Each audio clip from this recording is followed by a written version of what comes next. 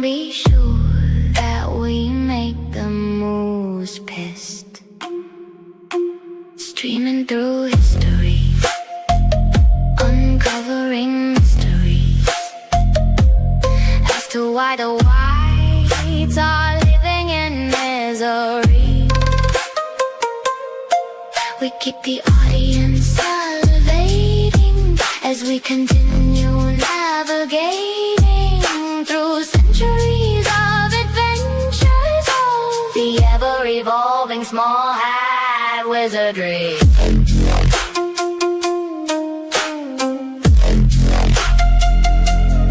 Ardy and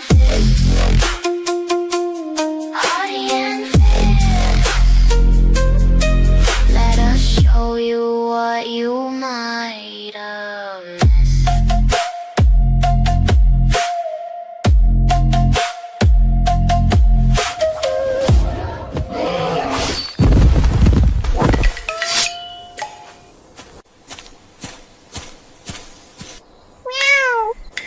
Meow.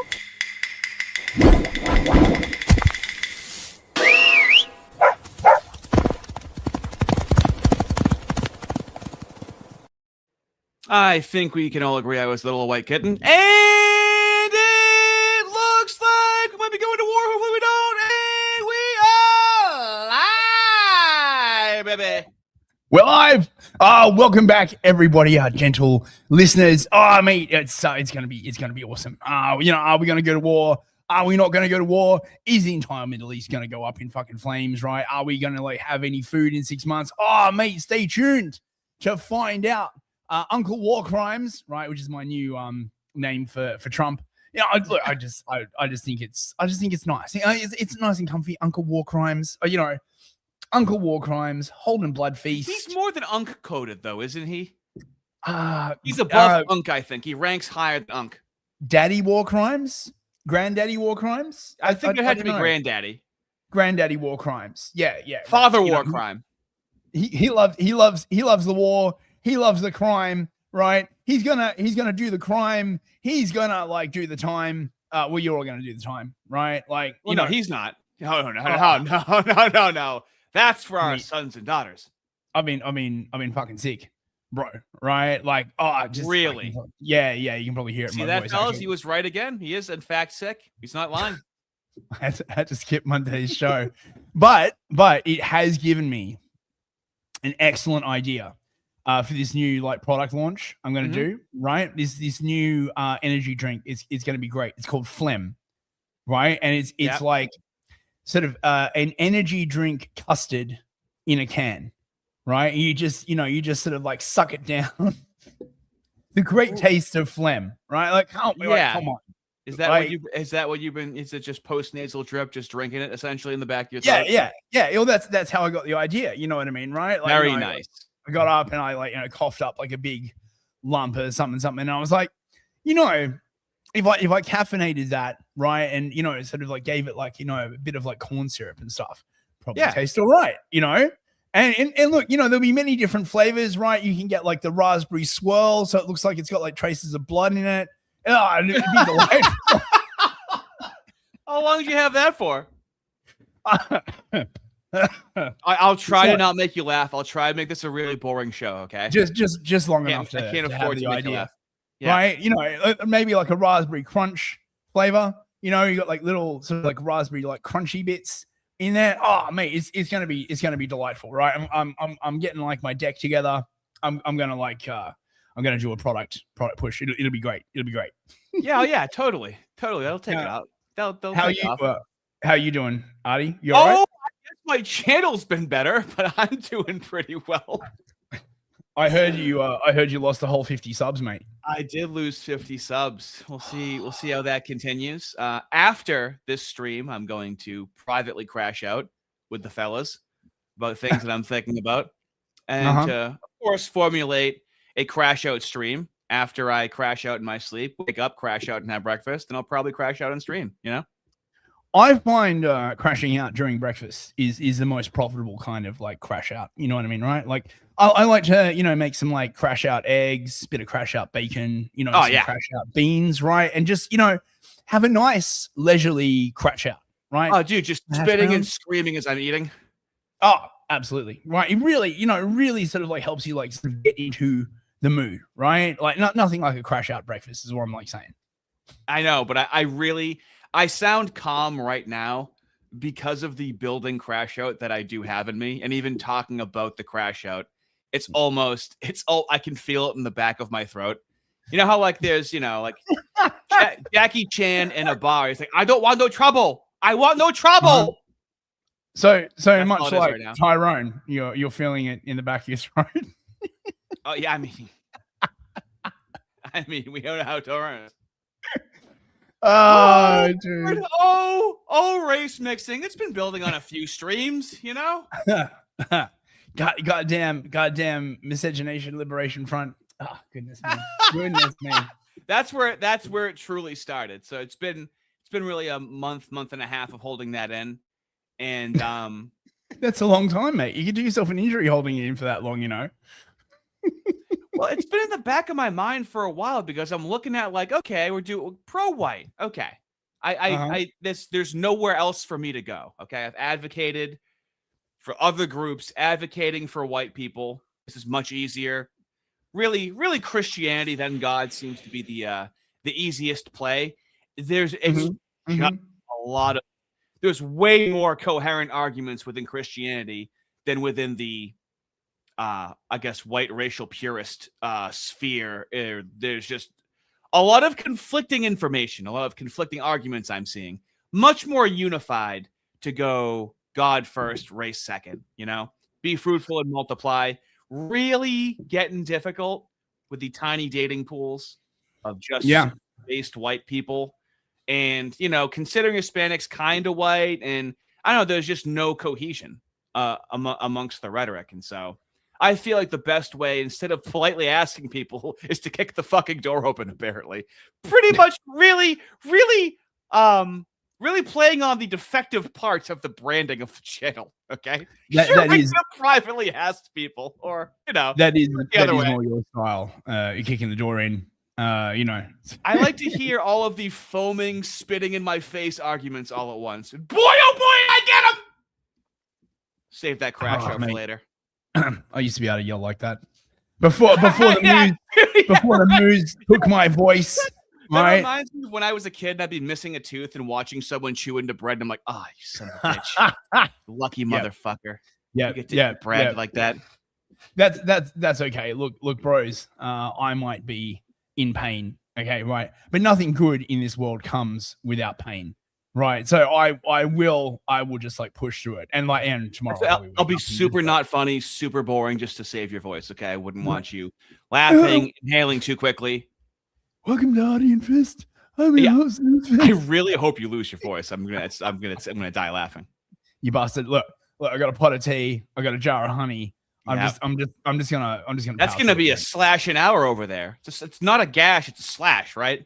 Yeah. That's right. Yes. Terrific. It's not a gash anywhere. Where the fuck did you get this idea from? Gash slash green jacket, gold jacket. Who gives a shit? English. Motherfucker, do you speak it? I speak American, okay? I think we all realize that at this point. I mean, honestly, Boston English is the closest that we have to European English. The Boston accent is just bastardized, Cockney? It's ugly, whatever the Boston accent is. There wasn't a lot of, aristocrats that came over, it feels like. Feels like we had some rough and tumble motherfuckers come over here with this stupid accent I'm stuck with. It's that Boston accent, kid. Yeah. Yeah, I mean, I do like that accent. I like. That's why I got rid of it. It took me time. I like the Boston accent and the Appalachian accent. Oh yeah? Would you really think it's attractive if a woman was like, "Give me your fucking cock, dude. I'm gonna fucking suck it, kid." Really? That'd be attractive to you. Interesting. I know that women from other areas with accents are attractive, but a woman with a Boston accent, that's a hometown gal right there. That ain't for everybody. There must be like a posh version of the Boston accent, right? Dude, let me meet your fucking mother. She's gonna love me. That's like the New York Moorish accent, though. Surely. I hear that you went to Brandeis. What kind of core has he got? There's no way to really do a feminine. Watch The Departed. it's not really a feminine accent. You sound like a meatball. We You have need to doctors. you need to watch The Departed, kid. We have doctors here, okay? We have doctors. We have like some of the best hospitals in the country and the world, okay? And the guy's a fucking hat surgeon. He calls himself a hat surgeon. You really want that guy opening you up? That's how he speaks. That's how we fucking speak here. Sit down, kid. We're gonna have a look at that height. No, see, it's not. No, it's an AH. It's very different accent. It's not quite New York. Like for example, like that's hat, okay? But the O, like if you have a job, okay, it's an ooh ah. It's a job. It's really dumb. Right. Job. Ooh ah. Job. I have a job. Or if it's like forks, it's FOX. Fox. Or if you're wearing shorts, shots. It's the same exact word as shots, and then you're not going to be able to unhear it. What are you wearing? Shots? See, now am I saying shots or shorts? I've got. So if you invite someone out for shots, they might get the wrong idea, is what you're saying. I mean, it's contextual. What's the deal with Boston accents? Are they saying shorts or are they saying shots? Am I doing Seinfeld in fucking Boston right now? What's happening? Oh my god! Did you get me sick just by talking to you? Why am I so loopy? What's the deal with airline food when you're flying to Boston? What's the deal with women from Boston? Do they want to blow you or kick your ass? Oh fuck! So what do we got on the slate tonight? Well, what I like is the pending war that Israel has dragged us into, and I love where their priorities are. Okay, now cracking open a Gazan kid's head like a fucking coconut. Well, that's easy, right? Call that Easter Sunday for them. They don't care when they do that. Now, how they make their matzah, well, hold on. There's rules to this warfare. What is going on here? Why is this room covered in brown paper, and why is flour and water being passed through these windows? Hi, my name's Miriam. I'm an Orthodox Jew, and I share what my life is like. I am visiting a Shmora matzah bakery where matzah is being made in under 18 minutes for the Jewish holiday of Passover. This is what Shmora matzah looks like, and it is made in under 18 minutes. Yummy! This is to ensure that the matzah does not rise, because Jewish people are not allowed to eat. That looks like a diseased blanket we gave to the Native Americans. It's a glory hole for cheese. Oh, Arden. Oh my god, you're gonna make me choke, mate. Hilarious. During the week of Passover. This is also why the room is covered in brown paper and why the water and the flour are being passed through windows. We are extremely careful that the flour and water do not mix until the exact moment that they are ready to. From the time that they touch each other, the 18 minutes starts. If they were to come in contact with each other, flour has natural occurring yeast. There is a possibility that it could rise. That would be terrible, wouldn't it? Yeah. Now mocking Iran with how you're going to wipe out a giant portion of their population. Well, you don't want to be anti-Semitic, do you? Now the yeast, hold on. Let me tell you more about this yeast fest, all right? Hold on. We would not be allowed to eat it. And to take things a step further, there are some Orthodox Jews that have the custom not to get their matzah wet during Passover. This means not dipping it in any other foods that may contain liquid. This is because there is a possibility that it might rise. Where do we think purity spirals and virtue signaling really comes from? Like these are meaningless tasks, okay? I wonder where that came from. Like, is all of that like a stab against the Christians? Because the Christians do let their bread rise, right? Like that's how they okay. Well, that's how they traditionally in the Orthodox Church make the host, right? They bake this very, very special round loaf of bread, the name of which escapes me because I'm like retarded. But I wonder. So it looks like a lovely matzah. You know the forbidden thing about the matzah, right? You're not allowed to say. Don't even. Well, I love how like that is the original purity of like, it's not enough that to eat the matzah, I actually make sure I don't drink water for 48 hours just in case my tongue's wet when I'm eating it. Okay. Like how they want to take it so far to be like so pure for such a ridiculous thing.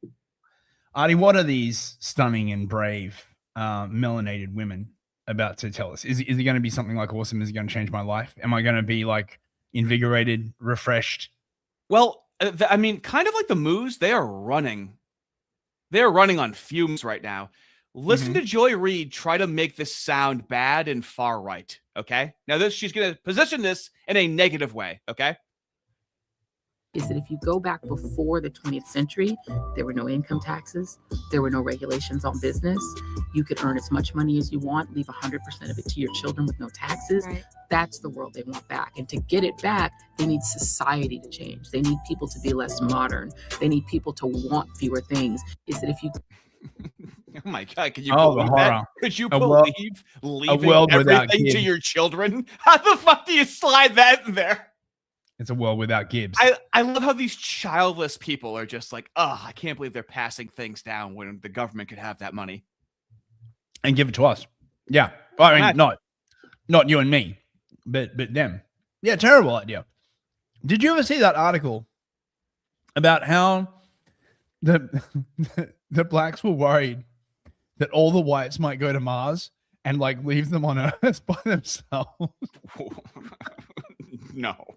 It was a real article. Out of the things that they are concerned about, it will never. It's incredible, mate. I got to see if I can like find it now. It was like during the height of woke. Mate, we could actually blast through some soupies right now that they're piling up. Mars and leave blacks. In fact, the first one I'll put up, since he put it up beforehand, I'm just gonna put up Waffle since it's not in the stack of super chats because he got in so unbelievably early. So if you want, we're gonna do soupies right now. Okay, let's do soupies. Oh, there's a bunch of these. Yeah. The question about race in space. Oh my God, fuck no. I'm not gonna get involved. Give me some hype. Okay. Waffle for $10. Thank you very much. Pre-stream super about my rage. He's raging in the KG.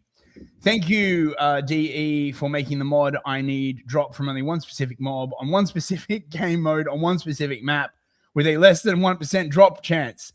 I'm not angry. You are. Well, you best get farming, boy. Oh, well, I do understand that. And honestly, like, Warframe's a pretty chill and easy PvE.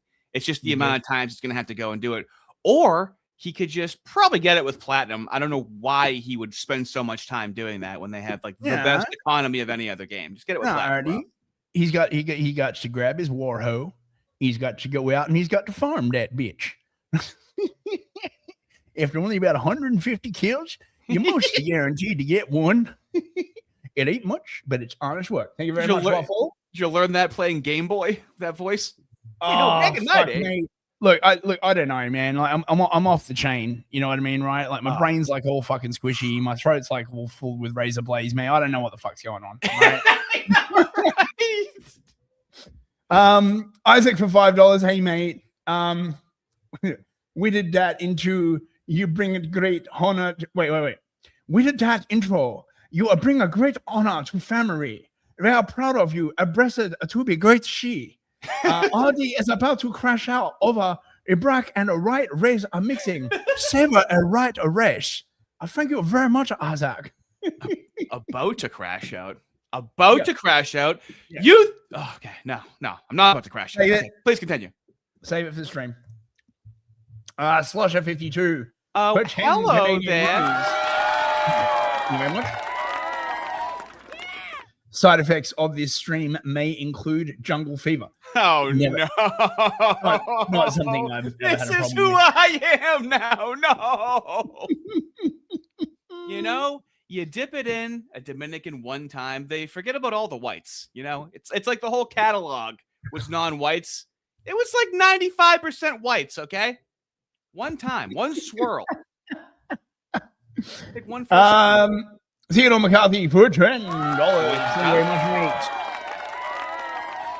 mate. I almost made it on time, but missed the first few minutes. Can you rehash the stream for me? No, I'm afraid my voice is too It's too hardcore, mate. That apparently is making it into other communities, by the way. I don't know if you know that. Mate. That apparently is making it into other communities, by the way. I don't know if you know that. Really? Yeah. That's starting to happen on other people's streams. We've created a They monster. don't know where they create. We didn't do anything, okay? These sick fucks show up and just say crazy shit. I'm not in control of them. Mate, I ain't there, daddy. In like a year from now, you'll see it on like Tim Pool and shit like that. And It's everyone not will be stopping. like, where did that like weird ass meme come from? We'll be like, that was us. That I mean, Prove it. We can prove it. That's what we offer the world, okay? Moon Ninja for $10. Happy Easter. He is risen to my Catholic brethren. Happy future Easter to my Ortho bros. One day I hope our churches can unite and reject Moodyism together. Easter vigil goes hard. If you know, you know. Thank you very much, Moon Ninja. Yeah, and yeah, happy Easter to the Catholic bros. I actually got to do like 2 Easters this year from the looks of it. I hope you selfish little boy. Yep. Yeah. No. I hope all the Catholics are having like a lovely Easter. Obviously the Orthos will not be celebrating until this Friday. But look, we should come together, right? Mostly, right? Well, except for other races. Okay. Oh God, excuse me. Second, don't forget it. Oh, I'm like testing that new batch of phlegm. Mate. Hey, you know it's your side gig, all right? Oh, it is. Oh, mate, you're gonna make so much fucking money from this shit, mate. Oh, I know. I can just like literally make it myself, right? I made it myself. Kudzu Warrior for $20. Oh yeah, bro. Thank you very much, Kudzu. Kudzu-san. Sorry, I had a wicked rager that needed taking care of with some Reddit force cream pie. Wait, why am I telling you this? I'm not quartering. Anyway, could you roll us back to the beginning and take it from the top, please? Oh, mate, we'd love to. The beginning and the top. Wow.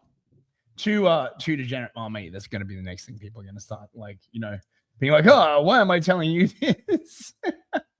All thing. Grey Slayer for $5. Black girlfriend is greater than Southie girlfriend. Wow.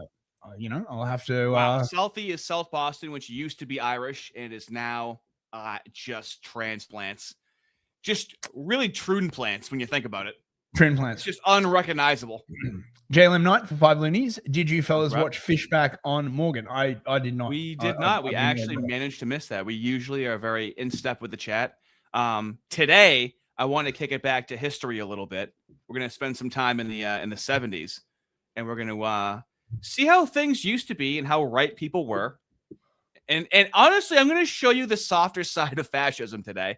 What I really want to do is show you one of the most exonerated fascists in Western history, and then show you Trump and decide which one's worse. I just want to read this one, even though it's only €2 from Academics Legend. Oh, you get your quark out. You're getting a second circumcision. Dude, he's got the best one-liners. There's nothing we can do about it. Nothing we can do. Deadpool Kid for $10. DP. Oh, Thank you very much, mate. Hey, Ardy, saw your vid today. Have to agree. I'm not going to clutch my pearls just because someone is maybe 13% melanin. Just as long as they're not contributing to the 45-50% poverty crime rate. Yeah, dude, do people think I'm like prescribing to have sex with a retarded Negro? It's incredible. Like, you think? Like, obviously. So, okay, never mind. Snooping Imperialist for $5. Thank you very much. Thank you, Brav. That female New Jersey accent gets me every time. Drea de Matteo on The Sopranos made sure of that. See, now the New Jersey and Boston, it's similar, right? Jersey's closer to New York. The Boston accent is so terrible that it was distracting when I watched The Departed, where I'm like, oh my God, The Departed. They're really hamming it up. But that's really how people talk in this area somehow. Really the older generation. A rat named Mouse for $5. Thank you very much. The pizza I ordered is delayed, going to be coming late. Can you all restart the stream in about 20 minutes? I know. Look, set an alarm. We'll see. It's already starting before you're eating. You want to be munching as you're listening. I understand that, definitely.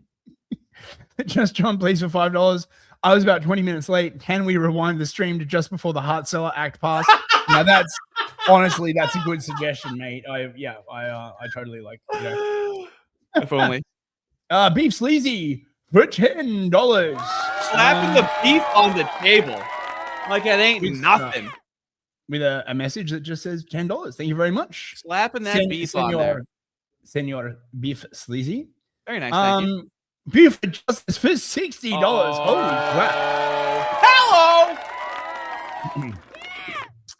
Hello! For Fist and the Miscegenator, keep it up, boys. Well, thank you very much. Mate, that's a pretty large super chat. Right? It is, and payroll or somebody. Which means that first of all, we in fact have our first chat of the chat. And now the Chad does what the Chad wants, and no one is stopping him because Chad does what Chad wants. Thank you so much. I will make sure to investigate his funds when you as you keep going, scrolling down. And Buford Justice gifted 5 memberships. Okay, well, that okay. Oh, you're on the payroll of the Jews. Okay, this is getting a little, when someone's like a little too nice to you, like, all right, dude. Well, what are you? When are you gonna come knocking on my door for a favor that I owe you over here, right? Fellas! 5 gifted memberships. I have very creative catalog behind the paywall. And you're going to want to look at the 2 member live streams about Isaiah L. Carter and then watch the one that's in front of the paywall. Trilogy, a saga. I recently just released a lore video from 2018. So I do release lore videos from me from like 2017, 2018, 2019.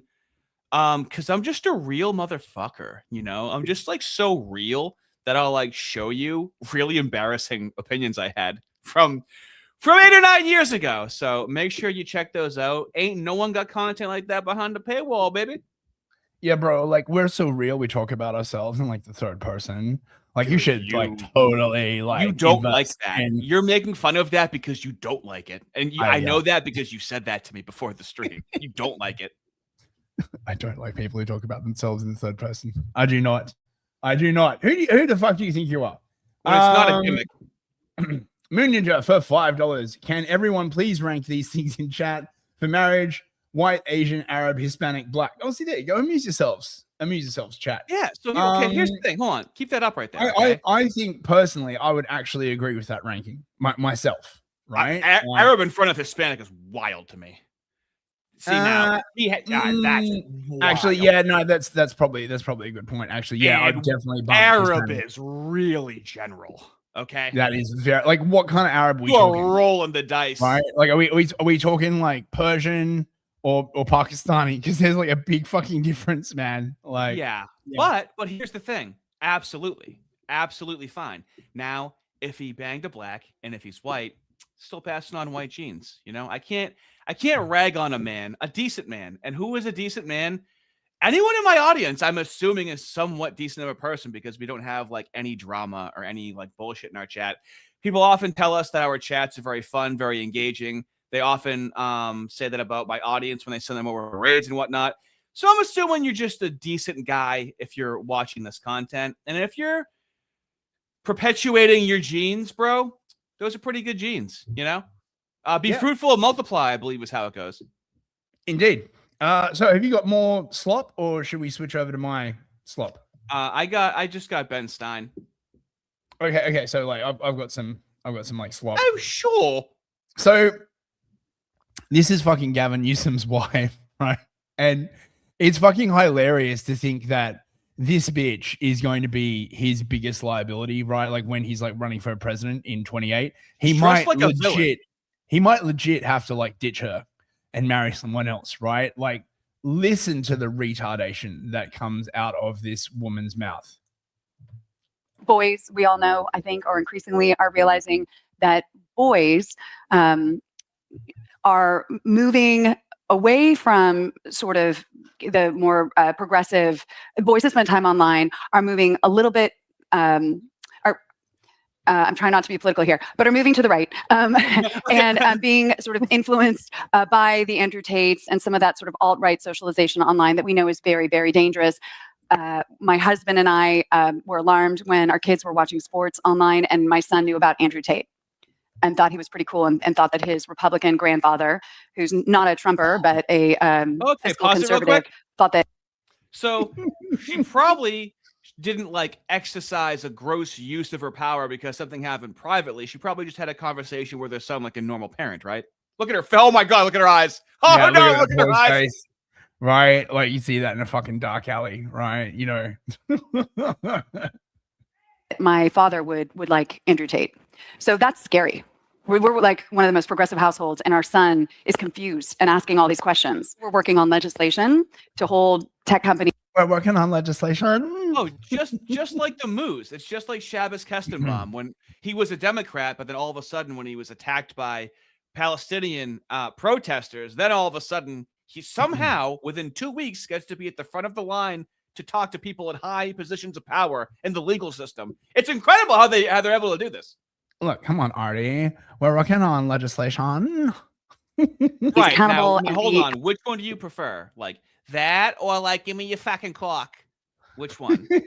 You want someone Actually, give me? I would prefer the Boston, right? Like the vocal fry, right, is like ear fucking poison to me. I can't look, say what you want about the accents of like, you know, the working class, right? At least it's not that fucking midwit vocal fry. I fucking hate vocal fry. Dude. And the lilt up at the end. You know, I just really hate a vocal fry. Dude, I got a patty trick where I can fit your fucking dick and balls in my mouth at the same time. Come over here, I'll fucking show you. That over the front. I never knew that you can. No, I'm being a lady. I'm being a lady. That's not me. No, not race mixing and gay. No. What more can I do to my reputation? Oh, dude. I mean, you know, they did always say you had a big mouth, mate. But help them be a force for good in our kids and families' lives, to really provide all the best in class resources and support for youth so that they don't go down this rabbit hole of very, very dangerous and limiting narratives around ultimately what it means to be a girl and what it means to be a boy. We owe it to them and ourselves to kind of heal this this gift of modern technology, but curb it to be a force for good. I mean, look, the Gov and I, we have 3 more years. We're trying to institutionalize our values so that they carry on beyond our term. Boys. oh god, just fuck off. I'm so and like look, this is like the same shit. I don't know when this is from. 2024. Okay, so this is recent. For okay? clarification, it's not just because she's a woman, it's and because she's a woman. A clarification we should be open with.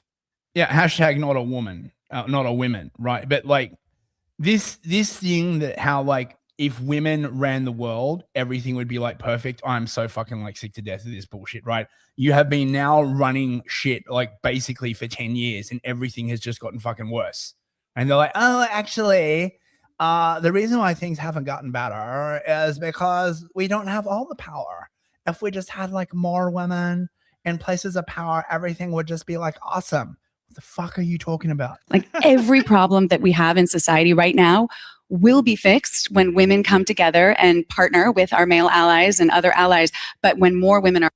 Have you seen those male allies? Right? Like, I mean, like to the point where if someone says they're like a male feminist at this point, I just basically think rapist, like for reals. Like I'm just like, God. Are in the rooms making decisions, changing the status quo and transforming not just our culture, but our society and our economy. I'll give you one example.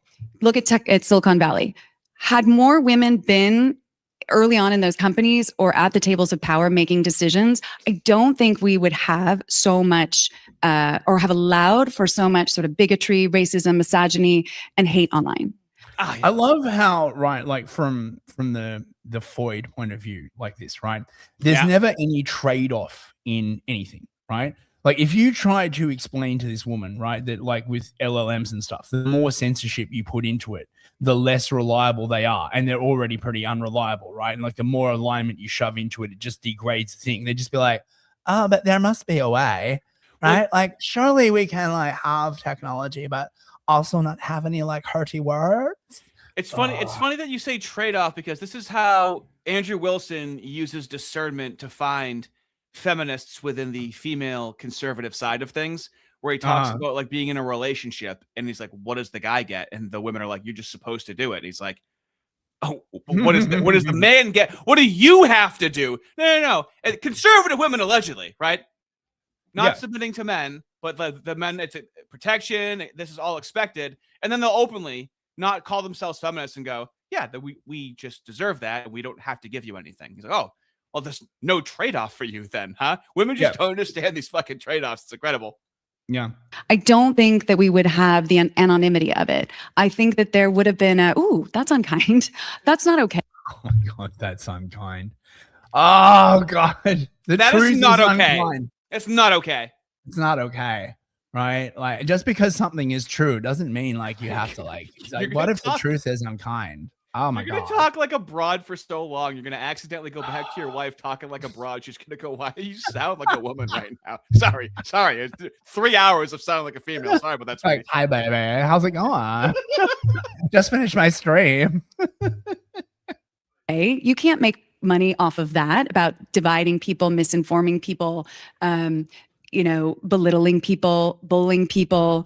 I mean, again, think about who's the victims online more often than not. It's women, LGBTQ+, marginalized communities, women of color. Yeah.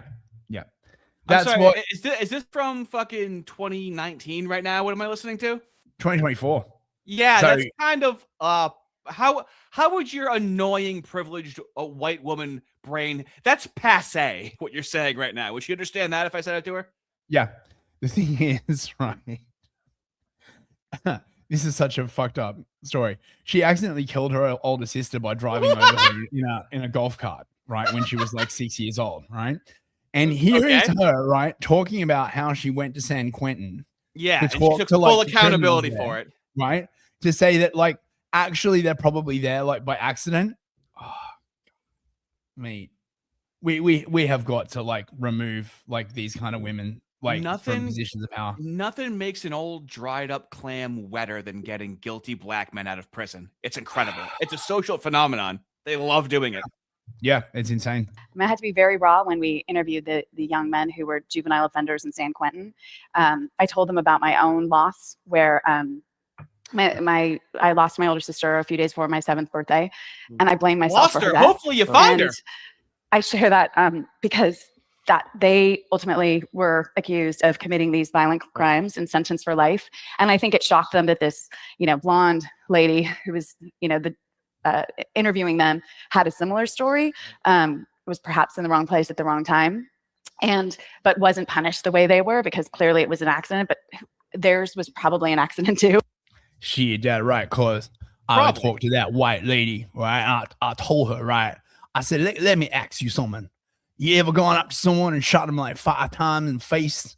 Oh my God, you sound so fun. What is your name? It was an accident, because I just smoked a big blunt, went outside. I found Tyrone. I shot him 5 times in the face by accident. But the white prosecutor, he want to keep me down, cuz. You know what I'm saying? You should let me free. On and do like drunk painting classes. I just want to draw you right now. Oh my God, you are so mysterious. Oh my God, it's like bullfighting or something. They can't lose. These black men, as if they're sounding like articulate, talking to these fucking white women. The white women have to look at them like dogs that can talk. They don't know. Like, come on, dude. They're not used to talking to fucking people that sound like that. So anyway, I share that just because I guess, I quite enjoy spending time with people and being real and unmasking and showing them that it's safe to unmask themselves. Beautiful. That is like how you would make fun of her. Just showing them that it's okay to unmask themselves. I can't even make fun of that. All I can do is just try and repeat it and sound like it. I'm going to unmask myself for you. You know what I'm saying? Oh my God. Oh yeah, get it all out. Oh my God, are you smoking a blunt right now? Okay, give me some. This is fun. What are you doing after this? You gonna go kill somebody and I'll say you're innocent? It's like my favorite thing to do. I'm not smoking a blunt, crazy white bitch. It's called cancer. I am crazy. I think it's quirky. Actually, all the boys say I'm really quirky and really fun to be around. Unfortunately, I have the high female register. I'm stuck doing that side of the conversation. I can't really do like high voices right now. Right. It's out of your range. So we got a bit of Lindsay slop. We have Lindsay slop. Thank the Lord. Thank the Lord. Thank the Lord. The gift to keep on giving. Oh yeah. Right? So I don't even like I can't like he's just fighting with everyone now, right? He's basically like Israel, the guy, right? Like he just attacks like everyone around him, right? Who doesn't like. I love this, but what I love about this as well is that Remnant 777 is like, dude, I might have to make a video on him. And he's the only other person I've seen say this. He was like, James Lindsay is quoting himself. And I'm like, yeah. Yes. Oh, yes, yeah. King. Yeah. Isn't that crazy, dude? So he's starting to become popping up on other radars. I'm so excited. It's getting worse. He started like referring to himself in the third person and shit. Like, mate, like I really, there does not seem to be any end to Lindsay's slide into like monomaniacal psychosis. It's literally the abyss. It is the cope abyss. He is going further, and he's like, dude, this thing has to end at some point. No, it keeps going, James. No, please, turn around. No, it keeps going. It's a sunk cost fallacy on steroids. So I don't know. He was like beefing with this guy, Tom Woods, who, he took objection to someone saying like, maybe you shouldn't like threaten to like glass an entire country. I don't think I'm your intellectual superior. I know I am, right? And you're in a cult, okay, right? Like, yeah, because everybody's in a fucking cult. Because this guy basically said that he's in a cult because he doesn't want war with Iran. What the fuck's wrong with you, mate? Right? You gotta. What would Israel think? Right? Not wanting fucking like war with Iran. And then he did this like really, really long post. I think essentially what has happened, right, is that he has become sort of caught in Mooish leftism, right? It is now a frame from which he cannot escape. And he now views the entire world through critical theory whilst accusing everybody else of viewing the world through critical theory. It's quite an amazing kind of like about face anyway, right? Yeah. So he's basically accusing people who don't want war with Iran. Obviously, this is like big bugbear. There's no like way higher, by the way. Yeah, no, you've got to want like 2 wars with Iran, 3 wars with Iran, right? Like, look, when Thomas Jefferson, right, like wrote, the founding fathers, he was like, we must fucking go to war with Persia, right? For the moose, okay, right? Like, it's in there. Like, don't look it up, okay, right? Like, it's baked in there, right? Like, it's a covenantal nation. Now, the thing is, the way he sort of distorts this is very, very weird because I actually know quite a bit about critical theory. Most of it I actually originally learned from James Lindsay, right? So it's so fascinating. It's how we met. Hey, fellas, this is how your streaming daddies met, okay? That's right. That is literally how we met. We bonded with just like Lindsay. We were both like, are you fucking seeing this guy? So he invested in Lindsay coin very early. Let's say that. So he's basically saying that what the right want, okay, is equivalent to Horkheimer's idea of the negative utopia, which I believe is in, oh my God, which book is it? Sorry, I would normally know, but Dialectic of Enlightenment, I think, okay? Mm-hmm. So Horkheimer basically says that in critical theory, in sort of the Mooish version of it, right, that the utopia cannot be defined, okay? It can only be defined as what it isn't, right? And so what you do is you get unlimited respawns, and every single time you respawn, you just destroy one more thing about society that you don't like. And then whatever is left is the utopia, right? And he is using the right of doing this exact thing, right? But the thing is, that's not what the right thinks, right? Like most of them just want like the 1950s or something like that, right? Like it's not like something that has never existed or exists out in the ether, right? They just want, you know, a high trust society and more like racial homogeneity and stuff. So this is highly disingenuous. Surprise, surprise. The belief in critical theory is that the whole of society in every regard is so captured by the ruling classes and powerful interests that you don't even have the tools you'd need to describe an alternative. Well, that's not true. That's not true, right? You totally can describe an alternative, right? You just deport all of the, all of the immigrants. Like that was like meant to be a fundamental plan. Remember, like Trump ran on that, right? You don't go to war in the Middle East, right? You sort of, it's not like some mysterious secret source that you get after dismantling every fundamental plank of Americanism, right? This is fucking like bullshit, right? No, come on. Really? Yeah. So you know, everything's critical theory now. Everyone on the right is doing critical theory. Here we go. The right believes that America is controlled by a conglomerate of powered interests, including leftist and the intersectional victimhood paradigm and its beneficiaries, globalists, the managerial elite, moos, and capitalists.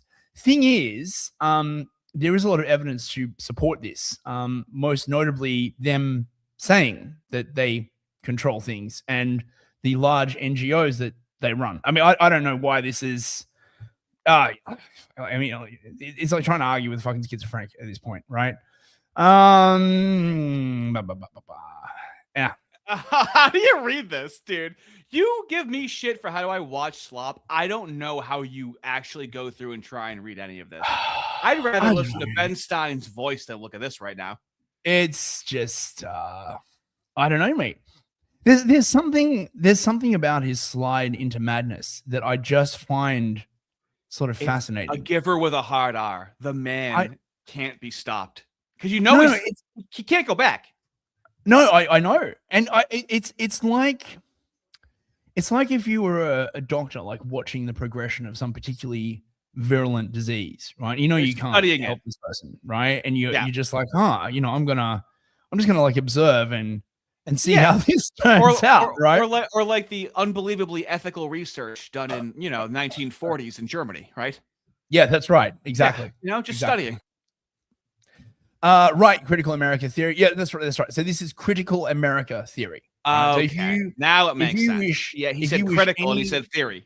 If you wish any changes to the American political order, you're actually a leftist, right?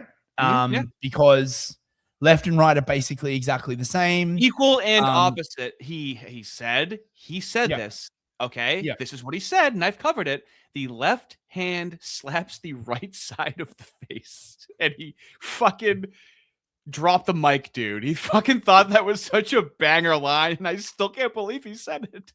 Well, the thing is, right, he doesn't understand religion, okay, which is why he is incapable of understanding the right, okay? Like, he fundamentally really believes that religion is just a sort of social ordering mechanism, right? And that half of the religious people don't really believe it, and they're just like espousing it for like social goals, and the other half that really do believe it are retarded, I guess, right? I mean, okay, I don't mean to like mind read, but like that's the general impression I get, okay? So right critical American theory believes capitalism is too licentious in the name of making money, puts money over people. I mean, isn't that, are you allowed to like say that, right? Is there ever a point at which you can say financialization has gone too far, right? Like, because, okay, I don't know, but I think, right, when people are like financing their like fucking DoorDash, right, at like fucking like 30% APR, and then there's like an app, right, when it's already like 60% more expensive for the same item. Yeah, and then there's like an app you can use to gamble, right, that debt on, right? I think, right, that shit has gone too far. Okay, well, welcome to your Christian liberal democracy. Okay, how the fuck is it critical theory to say like, listen, this is exploitative, right? You're like, it's like saying, oh, you shouldn't be pushing like crypto gambling onto like kids. Oh, look at the critical theorists over here. What's the most important thing to these people? Liberty. Do they ever define it? No. What they really mean is not liberty, but license, right? Ooh. And like which is like sort of freedom without cause, right? Freedom without purpose, right? Like just the freedom to be the license to be anything, like without any That sounds goal. trans. That sounds like how we got to the trans stuff. Man. When you think about it. Yeah. What people want, and I talked about this on Ben Boyce's show way back. What they want is liberty, right? Liberty is when the Venn diagram of the shit that you normally want to do, right? And what the law allows you to do overlap each other to like 95%, right? And the number of people who are outside of that general circle is very, very few. And when they cross out of that like customary line, everyone like looks at them and there's a bunch of law. Like you don't need a law saying it is illegal to go to the park and rape the swans, okay? Because nobody would fucking do that. Right, and anyone who did do that would immediately be locked up in the sun. Aboriginals in Australia sleeping in the road. Oh my god, yeah, exactly. Right, he was going off one day, telling me about the Abos in Australia, and I'm like, oh my, that's way worse. It's way worse than the blacks there, and I didn't know how bad it could get. It's fucking brutal, right? They're stuck in a land that time forgot. So when you have like a homogenous society, when you have like liberty, right? This shit isn't a problem. You don't need a law saying it is illegal to rape the swans in the park because no one would even think of fucking doing that, right? I'd think of it. Wouldn't do it. Okay. That moves form a shadowy cabal of powerful and all-controlling hidden interests. Well, I mean, they do say that. I don't know what to tell you, right? The shadowy cabal of the woke right, that's not crazy. It's not that shadowy. I mean, they literally come out and say it, right? Like we literally show them all the time at a different convention, literally saying what they're saying. That advance their own mooish national interests over those of their host nations, only because they say that. Like, I just ignore everything these people say, right? Okay. Most of this blame is displaced onto Israel, not the Moos directly, which is blamed for genocide and such. Well, like, do words even have meaning anymore? This is what I mean, right? Like, he is literally like doing the whole leftist thing of like words don't have like, do words even have meaning anymore? This is the goal, and you can see this with his numbers on YouTube, right? You can see how he puts no effort into what he's doing. He's never changed it. People are like, hey, like, can you at least like put your face on screen? It's a video. He allegedly has a quote unquote team of people that keeps being referred to. He's confirmed that he's the one spurging, in his admission, 500 times in a day on X. Okay, that's him doing it, or in 3 days, whatever he said. Narratives that can be traced at least in part to Soviet propaganda efforts and Islamist agendas with plenty of Nazism mixed in. Okay, what about shit that happened before the Soviet Union? Well, I suppose he's never studied any fucking medieval history. Before the Soviet Union, it started there. But you can study medieval European history and its relation to the Moos by going to my YouTube channel and checking out History. My history series. Thank you very much for that segue. I just, plucked it up there. Yeah, in the description. Yep. There's a 6-part series on the Moos in England and the whole history. There's a thing on the Disputation of Paris. There's a bunch of stuff, right? Check it out. Anyway. The point is that these are totalizing conspiracy theories. So in addition to everything that obviously implies, it also means they cannot be refuted. What do you mean? They can be refuted. The problem is that to refute them, you would have to engage in the discourse. You'd have to go phase 2. You don't get it. He italicized totalizing conspiracy theories. Okay. He also put quotes around truth and then also believing the critical theory in parentheses. Okay. Now do you get it? Now do you understand it? Very coy what he's doing. Refuting a right critical America theorist is believing making money is more important than people, being a shill, or having been bought off, captured, or blackmailed by the Moos, Israel, the Mooish lobby, or the allegedly powerful interests that are controlled by these or supporting genocide. Is it true? This is literally what he does. He accuses like everyone who's against him of being paid by like Qatar. Holy shit, man. Oh my God. Now, I know this is pretty complicated, okay? I do have a James Lindsay clip that I had posted a few months ago that could easily summarize all of this, okay? Okay. Now, I said, just in case you're having a bad day, I want you to feel fortunate that you didn't wait at an airport twice just to watch James Lindsay play with scissors as he's talking down to you. So liberty is now at threat from a pair of post-America movements from left and right that will slice us like scissors. Look, I brought a prop. Oh, Now, I'm not just being corny. People on the internet, at least, do not know how scissors work. You're also being retarded. You're not just being corny. So I'm going to explain scissors to you briefly. Like this, people paid money to go and see this. This is what you would do, like as a video to a troll on the internet, right? at least they got to experience the lovely surrounds of Dallas Fort Worth Airport. This was literally in the Dallas Fort Worth Hilton, I believe, like the airport hotel. I know kindergarten was a long time ago. So these are scissors. What you can see is you have a handle on the left and a handle on the right, and you have a blade. Left and right. Is everyone getting it so far? That goes the opposite side past the hinge. Okay, so move the left and the right blade will cut you. And if you move the right, the left blade will cut you. That's not how Do scissors you get work. it? You fucking retard. So Look at how empty that fucking place is, dude. The way scissors work is you stabilize one of the blades and then you move the other blade against it. You fucking retard, right? You don't move both blades. This motherfucker even ever used a pair of scissors? Well, as he said, kindergarten was a long time ago. if you have a radical movement on the left, it makes a blade react on the right that can cut you. And it is the action of the blades together that cuts America. One more time. I just need to see that snip one more time, and then I'm good to The go. right that can cut you. And it is the action of the blades together that cuts America. Okay, now he can stop explaining these things. Now everyone understands forever, right? Right. Okay, so look, should we do super chat and then go to Ben Stein? I think so. I think that would be prudent. I mean, I've got some more Lindsay stuff, but We're an hour in. It's just I've it's got- so. I've No, got- wait. I wanted to show you this actually. Yeah. Before we go, right? Oh, sure. So look at this. A syllogism. Woke right supports the friend-enemy distinction. In this distinction, the leader gets to declare the enemy, and the friends are those who fight the enemy. Those who don't fight the enemy defy the leader and are also the enemy. Trump is the leader.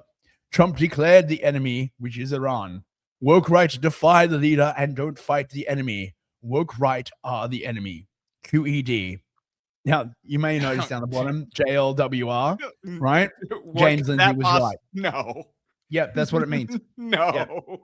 Yep. So he started like, Dude, he's now like, could you have a better example of like a lack of humility? and this is a great tweet from Patrick from Limiting Principle podcast. Yeah. Check it out. Great James Lindsay, a logger. Indeed. If Republicans lose the midterms, it'll be because we didn't heed James's warnings about the woke right. If they win the midterms, it will be because James was able to successfully rally people to defeat the woke right. Either way, James Lindsay was right. It's unfalsifiable. Yes, it's Right? perfect. So, Oh, now it's fat, Matt. he's in the perfect position, right? Like whatever fucking happens. Okay, right. Super Well, you're chat. acting like he has a incessant need to be right. Yeah. Yeah, I am acting like that. Yes. Okay. Silver Sephiroth for $10. Thank you very much, Oh, you mate. caught me with my pants down. Hold on. Oh, yeah. Hold on now. I'm getting there.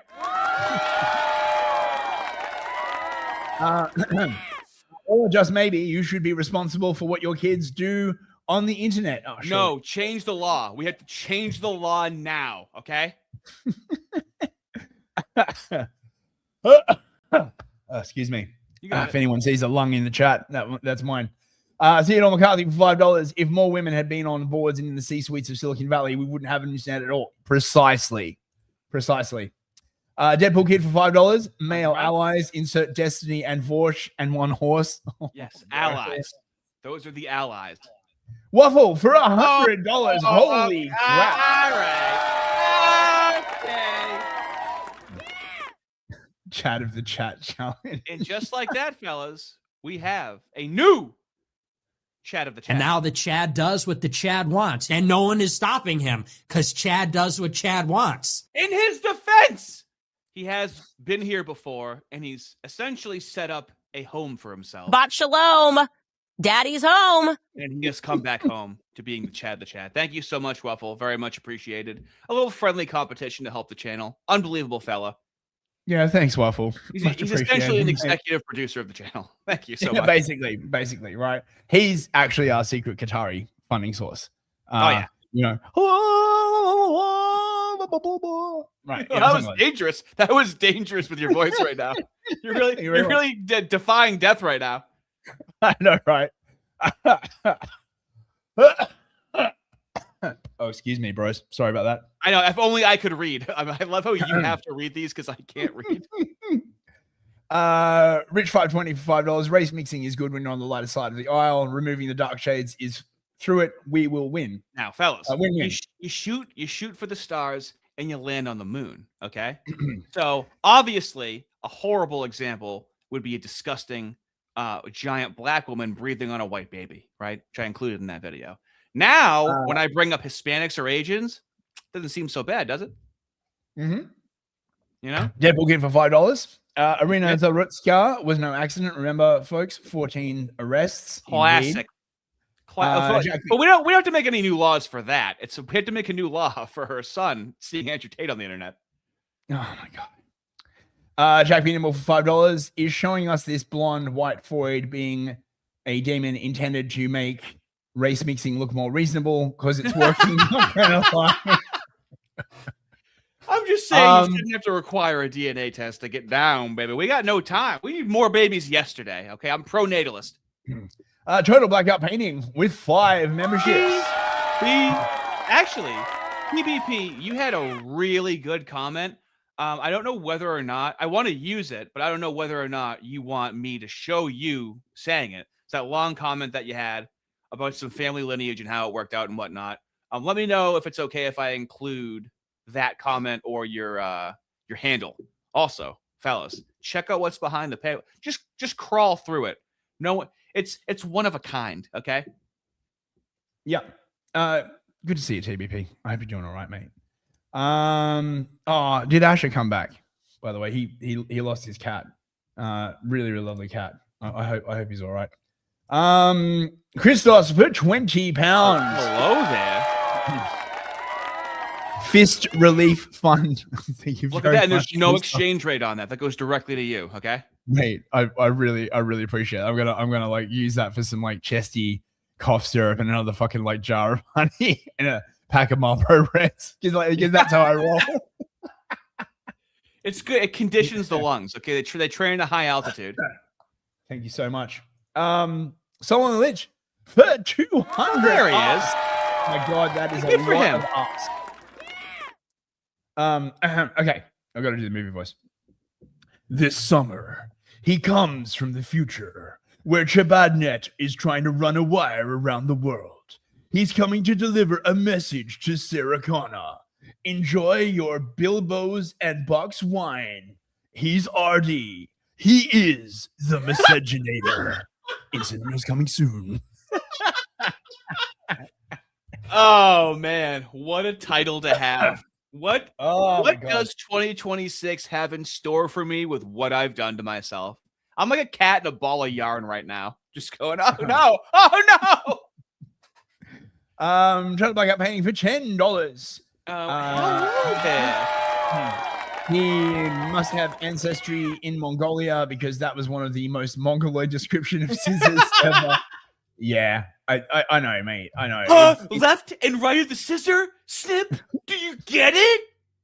Nuremberg trials will come. I got you. Nuremberg trials will come. A little accurate for $5. JLWR. J's love white replacement.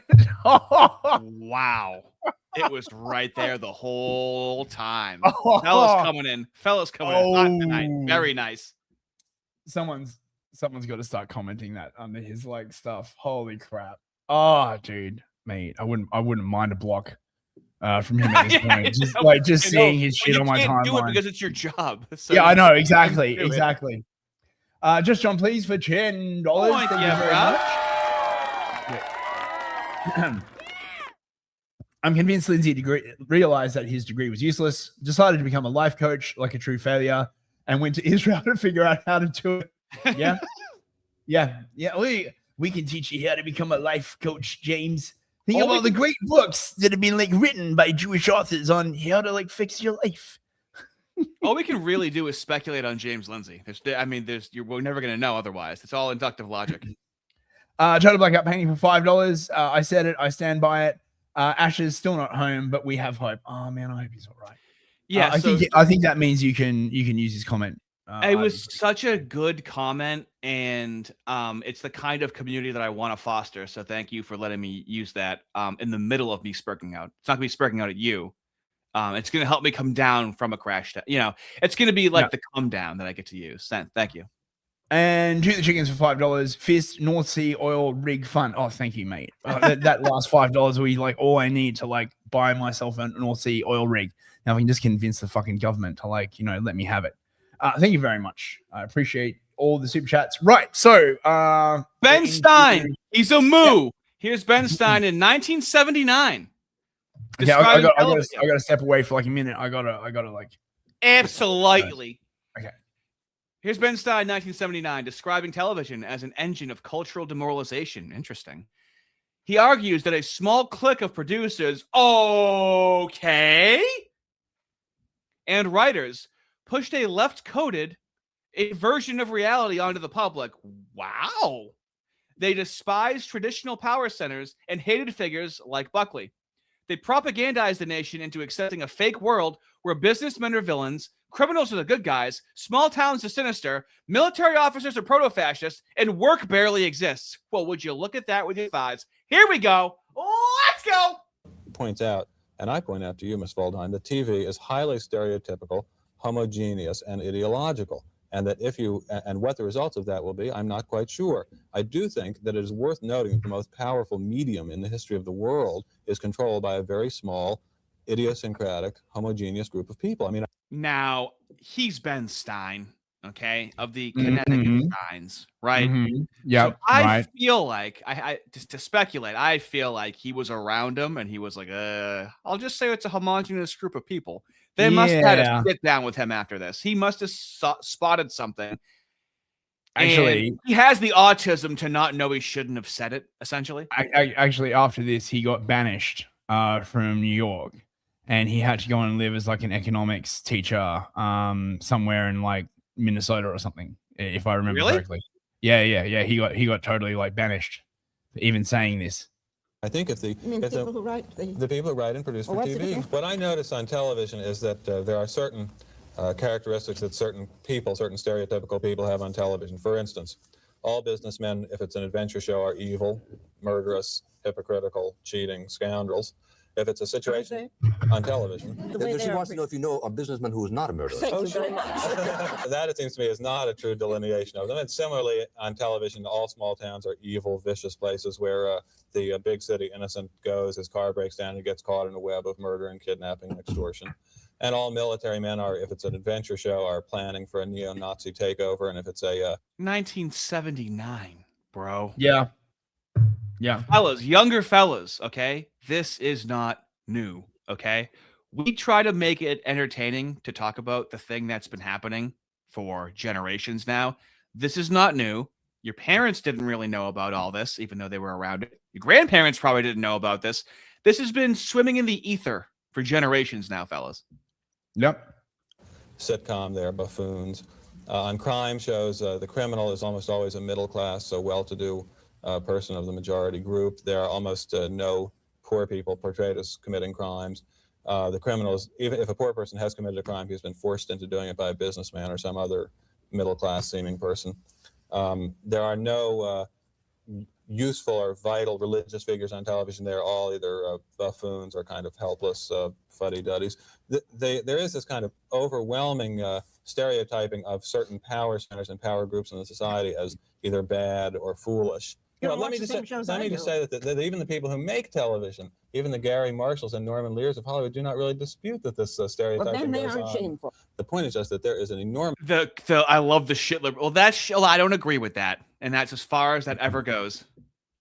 Amount of kind of background noise on these TV shows, which is a full alternate reality, fully alternate reality, or alternative reality of American life. People watch TV so much that it's like a second life for them. And in this second life, conditions are very different from what they are in real life. That is, in real life, one occasionally finds a businessman who is not plotting to murder his go-go dancer girlfriend. On TV, if a standard episode of Starsky and Hutch... pass the screen test. And now just think of how absolutely fucked the iPad kids are. iPad ever since you're a baby, absolutely fucked. Now with AI as well, this generation, dude, I mean, I know we need to make more babies, and that's why anyone who's willing to do it, I have to have reference for. Okay, dude, it's a crazy time to raise a fucking kid. Respect to the men out there. On TV, a standard episode of Barnaby Jones or Starsky and Hutch will be that a go-go dancer has been murdered. And there are 3 suspects. And one is her boyfriend, who has just gotten out of jail after serving 20 years for murder. And the other one will be the janitor who cleans up the club, and he is a heroin addict. And the other one will be the head of the local utility company who stops in there for a drink on his way to the train. Now, invariably, the killer will be the head of the local utility company. And this is a reality, which it seems to on TV, which it seems to me tends to screw up most people's perceptions of real life. I watch MASH. And then now that was just with TV, but now what do we see with the news? George Floyd, black guy is killed by the police, victim narrative, even though he's a criminal, but also if black person commits a crime, race omitted from news. So this actually is way more nefarious now because that was just fictionally in TV, but now they're actually curating it around real events in the news. I mean, this is the crazy thing that body cams and instead of everyone having a mobile phone, like it just shattered that illusion, right? Like remember the whole. No, we wouldn't know that all those black people had knives running at police without body cams. Come on, we were completely. I get that, but like the footage is so much more powerful than the secondhand story or the narrative. Oh yeah, right. Like it's undeniable. Yeah. Watch Barney Miller. Well, MASH is a perfect example of what the book is about, because one of the parts of the book is that on television, military men are in 2 different categories. If they are enlisted men or draftees. Oh God, he wrote a book about it. Oh Ben. Oh no, Ben. No one told you to not write this book. Oh, buddy. Oh really? Oh, I got to say it right now. I got to see this book. They're saintly, virtuous people. If they are professional military officers, they are killers. Their whole aim in life is to kill and torment. That's not so of MASH. Oh, it is absolutely true of MASH. In MASH, the people who are the heroes. Officer in charge is a very nice guy. But he is a draftee. Oh my God. He is a draftee. All the people in the mobile surgical hospital are draftees. What? He was the economics professor in Ferris Bueller's Day Off. Yes. And the guy's like, Bueller. Very nice. Welcome to the party. The people who come over from headquarters are only concerned with bombing civilians. MASH is the absolutely perfect example of how on television a professional army man is 1 inch away from being an SS man. I think to whatever extent public television or these infrequent high culture events on commercial television occur, there is an enormous backlash going in the other direction, which is that television tends to lower the standard of national culture by taking time that people might otherwise spend reading or doing almost anything, and instead subjecting them to this kind of alternate reality, which is a reality in which nothing is difficult. There is no thought. There is no analysis. Everything is. I mean, this is paving the way for idiocracy at this point. You know, I wonder if Mike Judge saw this before he made that. Done by squealing automobile tires. And you have to say to yourself, look at a generation that's grown up watching nothing but television. What must they think of people who are businessmen? What must they think of professional military officers? What must they think of bureaucrats? What must they think of clergymen after being exposed almost? And see, then it transferred to white people. It was dormant. Here's what happened as far as I know, if I was to categorize it in a cursory way. The May Day, what is it? The commies, Susan Rosenberg, when they were bombing federal buildings. That happened in like the early to mid 80s. And if you watch the movie The Network from 1976, I mean, they're like joking about black feminist communists taking over a TV station. Okay. I mean, this is things are really, really hot and uprising. After the actual domestic terrorism, it died down in the 90s, and it just radicalized in academia. Since because they all went into teaching. Yeah, basically, right? Like literally, Bill Ayers from the Weather Underground became a teacher, and then fucking Susan Rose. So did Bernadine Dawn. Didn't she like become a teacher as well? They all went into teaching. Like they got the call presumably, and they're like, because you can't let these activists like die. You gotta give them sinecures. You know, you got to give them positions so they can continue their activisting. So they stuck them all in academia. And so I presume, sorry, go on. Yeah. So then, it's very dormant. And, you grew up in the, me and you essentially grew up in the 80s and 90s. And we're like, yeah, we didn't see any of this shit, And then it starts forming in early, mid 2000s, really, maybe. Mid 2010, past there is where it starts becoming like very anti-white. When I look back on my life, I'm like, oh, there was elements of stuff that was anti-white, but we were able to joke with each other and whatnot. Yeah. And so now it goes from capitalism to white people, because white people are capitalism, right? Yeah. That's it's the same thing. Transfer. But also they built it up over all these years that he's talking about, right? Yeah. To just sort of blame sort of everything white as the enemy, to make it like all look like really sinister. Like what he's talking about how every American small town, right, is riddled with like corruption and abuse, and you should be scared of small towns with like picket fences. We don't like your kind around here, right? Yeah. I mean, I never okay, so growing up in Australia, I saw like a lot of American TV, right? Mm-hmm. Because culturally speaking, Australia was basically just a cross between Britain and America, like fundamentally, right? And all of the stuff that I remember is like shit like Footloose, right? Where like, cool guy comes into like small town, right? And he tries to like date the sheriff's daughter, or like the whole town's run by some like weird Freemasonic like child sacrificing cult, or there's like some spooky curse because of what they did to the Indians, or like there's never any like positive. The only time you would see a positive representation of small town America was like, when you get a horror movie and like the first 10-15 minutes are like setting up an idyll, right? Yeah. So that it can be like brutally like violated. That's the only time, basically. Would be another example. Right. I don't think the television has done it at all. Well, but one must not forget also that in polls that are taken about the standings of and the respectability of various occupational groups, the groups that are demeaned by television consistently get lower and lower ratings. Now, I don't know whether there's cause and effect or not, but what I would like to suggest to you is that about 5 years ago, a big pharmaceutical company came out with an ad for a new deodorant called Sure, and they had a 6-week very intensive flight of commercials, and at the end of 6 weeks, that product, which had just been introduced, was the largest selling deodorant in America. I would like to say, I don't see how it's possible that you can advertise a deodorant and get people to buy it, and advertise for 30 years a point of view about. Oh yeah, they pulled him aside and had a conversation with him. Yeah. He's like, isn't that crazy how this specific company came out with this deodorant out of nowhere and then just pumped advertising everywhere? And you notice how, right, like, the critiques of capitalism, particularly in the fucking 80s, were like, oh, bro, you're like being advertised to by like corporations, bro. And like, you just become like commodified, bro. But they never mention all the other shit, right, that you're being bombarded with in television. Yeah. It's always just capitalism, just capitalism. There's no other like cultural bullshit, right, being like pushed. But this also absolutely destroys the notion of democracy. Well, of course it does. Just shove it in their face and they'll do it. The thing is, their face, and then that's it. The thing is, right?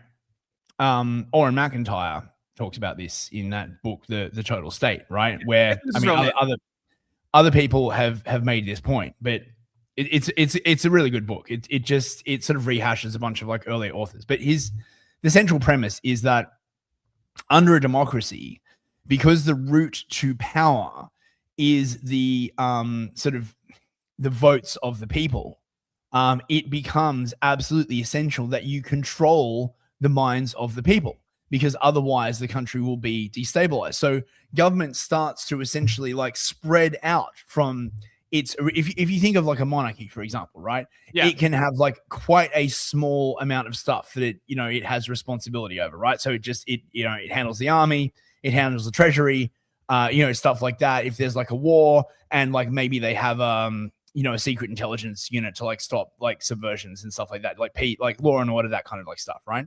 But under a democracy, this starts spreading out because every single institution that controls the tastes of the people must be controlled, lest someone else begin to control the tastes of the people and thus use that as a vehicle to get into power.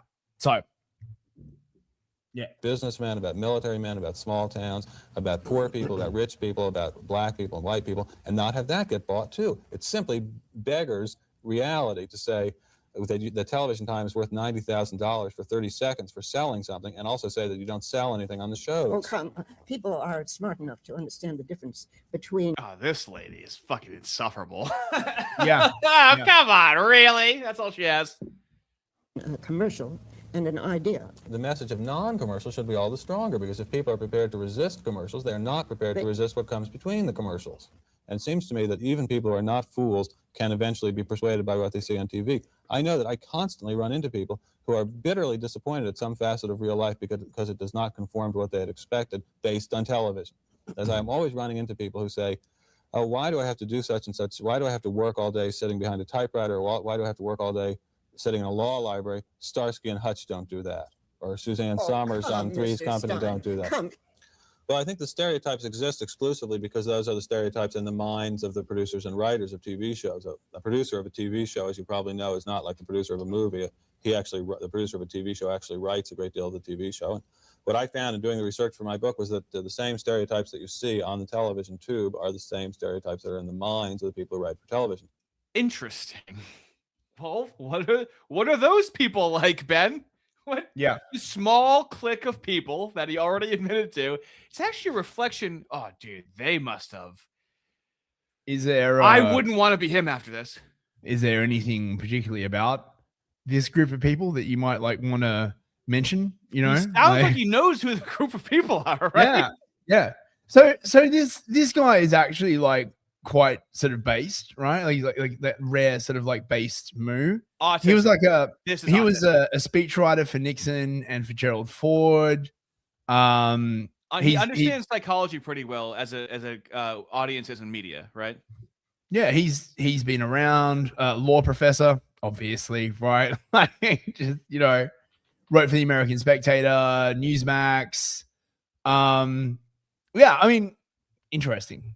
There's a few people in the chat pointing out that like a principle that I've seen a lot, which is that there is none more propagandized than those who believe that they are immune to propaganda, right? Like, because everyone is taken in by propaganda at some point. No one is immune. Holy crap! Just look at Trump. What are you talking about? I chose to be in an open relationship with a Dominican woman. Right, like the most you can do is acknowledge that you've been influenced by propaganda, like when it is revealed, and just move on. The really stupid people, you'll like talk to them, and they'll say something like, you'll ask them like, do you believe that you're influenced by propaganda? And they'll be like, oh no, I think I'm smart enough to tell when I'm being like sold something, or some sort of like catchphrase. That's why I got 3 vaccines in 1 year. Yeah, precisely. I chose precisely. So yeah. Now, but who are these people? These are a group of a couple of hundred very influential, very well-wired TV writers in Hollywood. There's a very small pool of veteran qualified TV writers, and they all know each other. Are their hats small as well, Ben? They all share the same values. They're all friends with each other and reinforce each other's values. The question that comes to mind is why these people, who are extremely well-heeled people by almost any standard, that is a successful TV producer makes about $50,000 a week, should be a week. Why they should be so hostile to businessmen and to wealthy people in general. And I think it has something to do with the fact that almost none of them grew up wealthy, and they have a kind of vestigial hostility towards what they see as. Isn't it cute what the brain makes up when you ignore the moose, the fact that it's the moose? I think it's just because they grew up from nothing. Oh, is that why they're evil?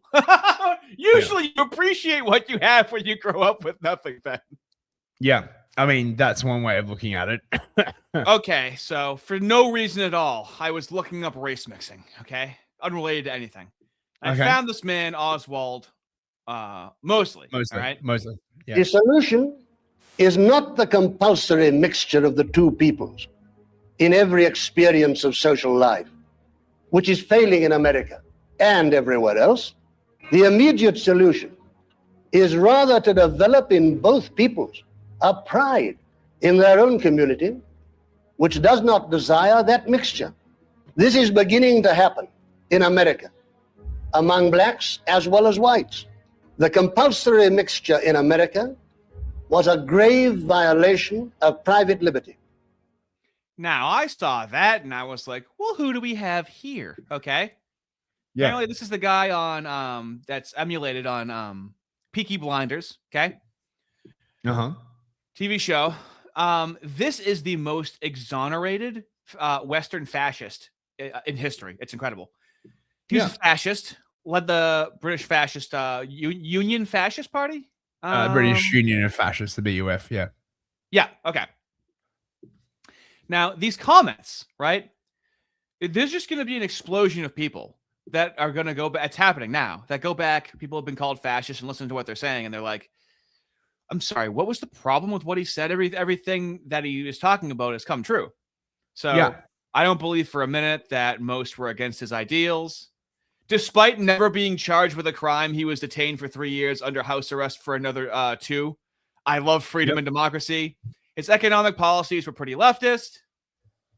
The person who made this video demonstrates he clearly doesn't know what fascism or far right means. 18 replies. So let me just give you a short overview on Homeboy, and then you can listen to him speak in his own words. Someone who was born in 1896, who fought in the First World War, and who came to the conclusion that fascism was a good idea, but it's not what you think fascism is. When you hear about people that were socialists in like the 30s, that's nothing. It's removed from whatever the hell you think it is now. Okay, these things are being implemented, tried out, experimented with. Okay. It doesn't automatically mean that he did, even though he was influenced by Mussolini, to his own admission, doing fascism in each country was going to be enacted differently. Okay, I'll give you a quick overview of Homeboy.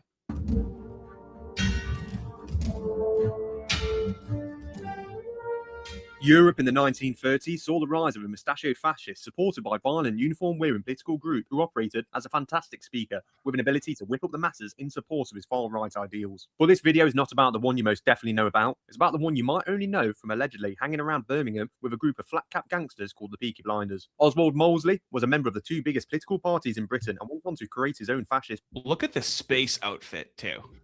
Yeah, that's pretty sick, dude. Yeah. Party around the same time as the other bad mustache man did in Germany. In fact, he was so closely tied to the fascist movements in Europe, he based his own movement off of Mussolini's fascist party in Italy, and even had Hitler as the guest of honor at his wedding to his second wife. Operating up to quite a picture, you know. Don't know if I trust that guy quite yet. I'll have to hear him speak. To World War II and after, Mosley is remembered as one of the most dangerous men in British political history, a man with a liking for big radical ideas, and as a man who never fully realised his political career, maybe for the best. Well, make sure to stick around because this short set would like this to 3 sons to his father. Oswald Mosley was born on the 16th of November, 1896 in Westminster. He was the eldest of 3 sons to his father, Sir Oswald Mosley, and his mother, Catherine Maud Edwards Heathcote. His father helped... What does it mean when you're a sir? Because he's always called sir. It means you're a knight of the realm, basically. You've been like knighted by the queen. You guys have a realm. That's hilarious. Yeah, you get like a bunch of perks. I don't know. It's kind of weird now. Well, it used to be for like service to the crown. I think it used to be like a much more sort of patronage based thing. Now they sort of like give them out like to all kinds of like weird people and stuff. Yep, he was born into an aristocratic family and did prove himself in World War I. The man held the hereditary title of baronet, which was awarded to the family by the British Crown. A young Mosley initially saw a career for himself in the military, but was kicked out 5 months later for riotous acts of retaliation against a fellow student. It has been reported that in his formative years he became somewhat of a bully boy, often getting into fights and tormenting those he could take advantage of. In a twisted act of fate, yeah, I'm sure all this is true right now, right? This is the thing. It's so that's why I wanted to actually like hear him in his own words, because whenever I try and find any like put together piece on him, it's going to be lip coded. The First World War broke out, and Mosley saw himself commissioned into the military just a month after being kicked out, and fought in France on the Western Front. After eventually getting injured and being left with a permanent limp, Mosley spent the remainder of the war completing desk jobs for the British Foreign Office. By the time the war ended, Mosley had already decided to go into politics, with a Conservative vacancy in Harrow drawing his attention. Oswald won the seat with no significant opposition in the 1918 election, and became the youngest member of the House of Commons, and soon made a reputation for himself as a great orator. Despite Mosley being considered as a fine young gentleman with a bright future in the Conservative Party, he fell out with the party over its policy in Ireland, and decided to cross the floor and sit as an independent MP, leaving the Conservative Party. From what I know, he very much was about sovereignty of a state, of like, don't get us involved in anything. Very, very protectionist. Protecting the country he lived in. Yeah, right. At this time, Mosley became increasingly attracted to the Labour Party and eventually joined them in March of 1924. It's safe to say that Mosley was quite the political opportunist, especially after this move, as the Labour Party had just formed a government for the first time under the leadership of Ramsay MacDonald, and probably saw his chance at working his way up the party. Mosley's stint in the Labour Party didn't last long, however. In the October of that same year, MacDonald's government fell and a general election was announced. Mosley decided to run for the Birmingham Ladywoods. Get to the Nazi stuff! Inciting riots. It was around this time he supposedly met up with that group of flat-cap gangsters in Birmingham, but we'll save that for the TV show. At an especially large rally at Olympia in London in 1934, the violence from the black shirts created particularly bad publicity for the party, coupled with the Night of the Long Knives in Germany, saw Mosley's fascist party lose its support from the British tabloids. Despite the negative reception Mosley was receiving, he leant further into the same fascist and nationalist rhetoric that was being spread through Germany and Italy as well. He began organising marches with his black shirts through areas with a high proportion of Jewish residents, which often resulted in violence, such as the infamous Battle of Cable Street. Mosley had become such a danger, and probably much to do with war. Yep. I have a bunch of stuff about Cable Street. Well, actually. Do you now? I do. Right. So. Oh, terrific. Hang on a second. Yeah.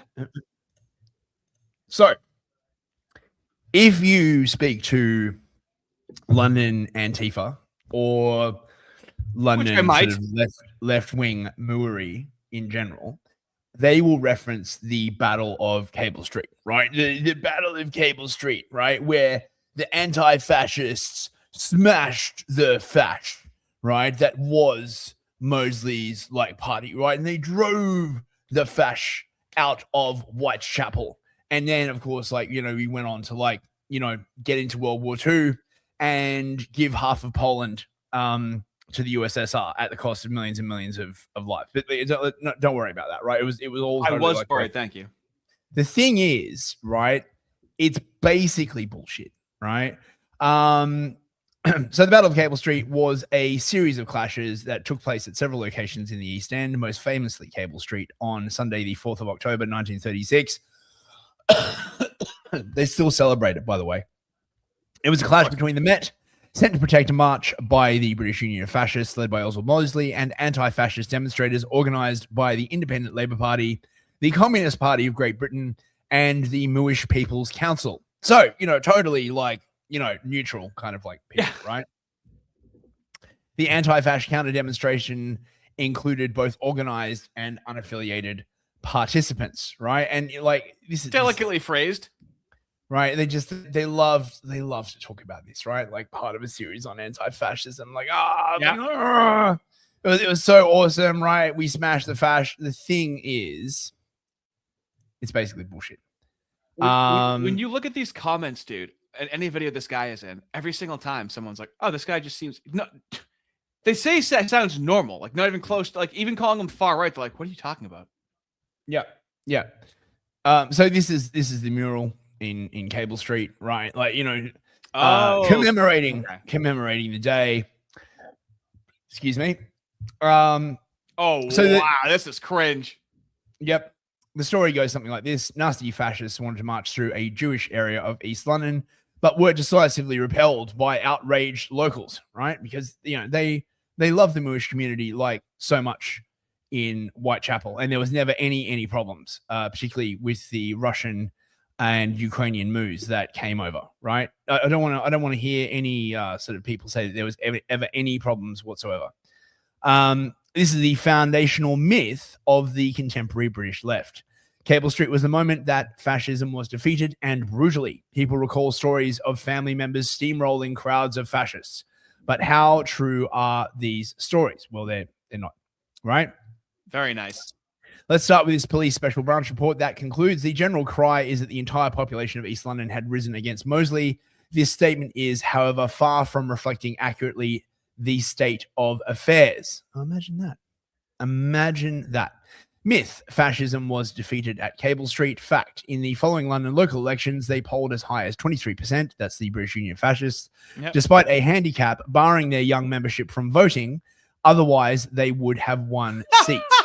The communists were disturbed, right? So, none of this, keeping anyone any sort of nationalists, and particularly anyone with any problem about the moves, out of power, gatekeeping them out of power. This is not like a new thing. It's not a new thing at all.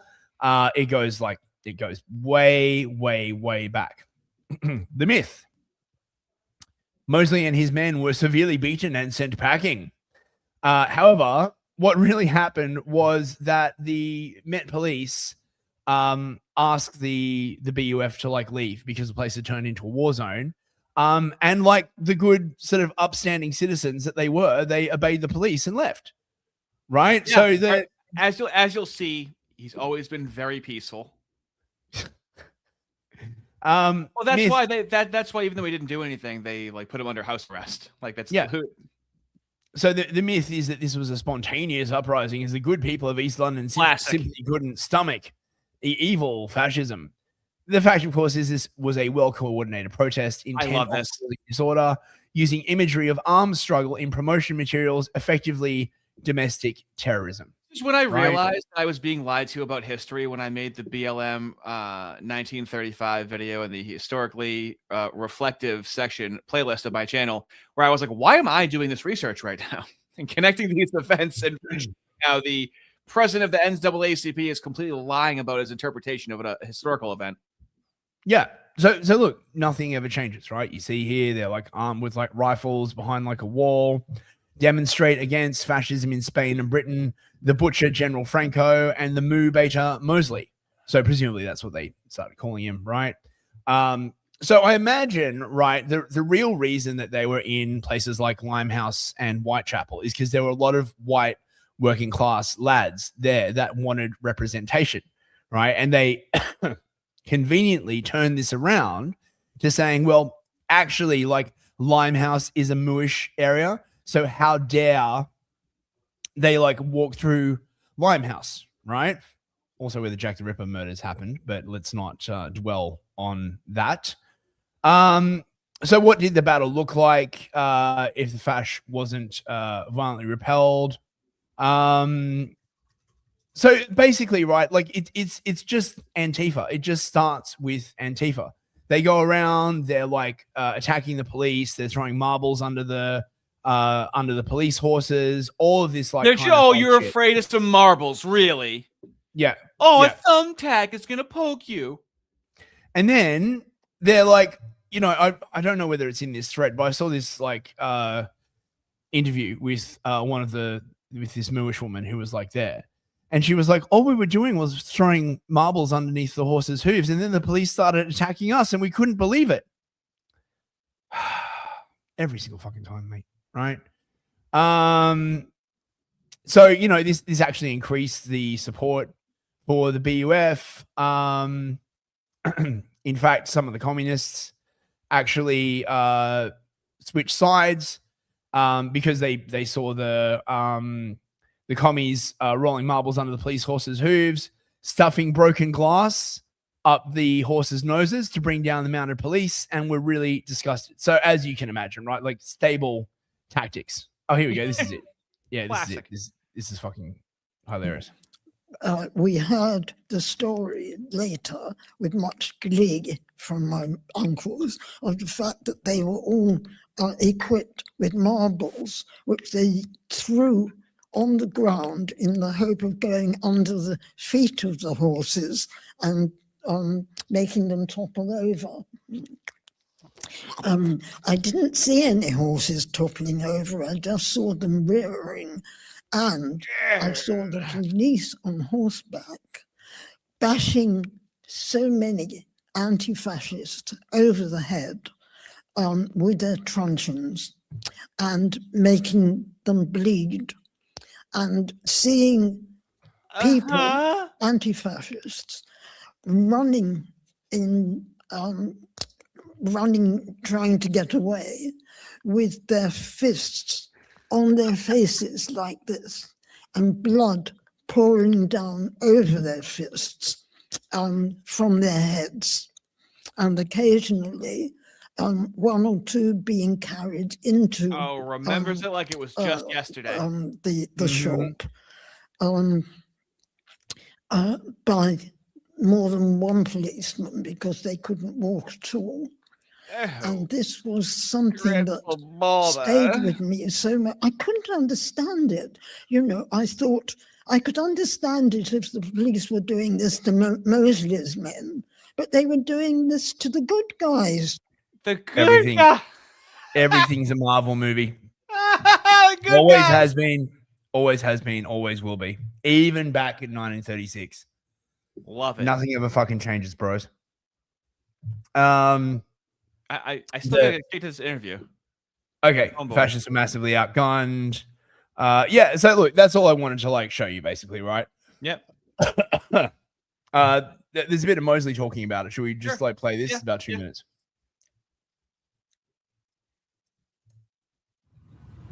Really, these strange events, as they must be to this generation, of long ago, should be studied in their background. That is what is really important about it. Why were we there? What were we doing? Sometimes said we wanted to impose ourselves in some way on the people of East London.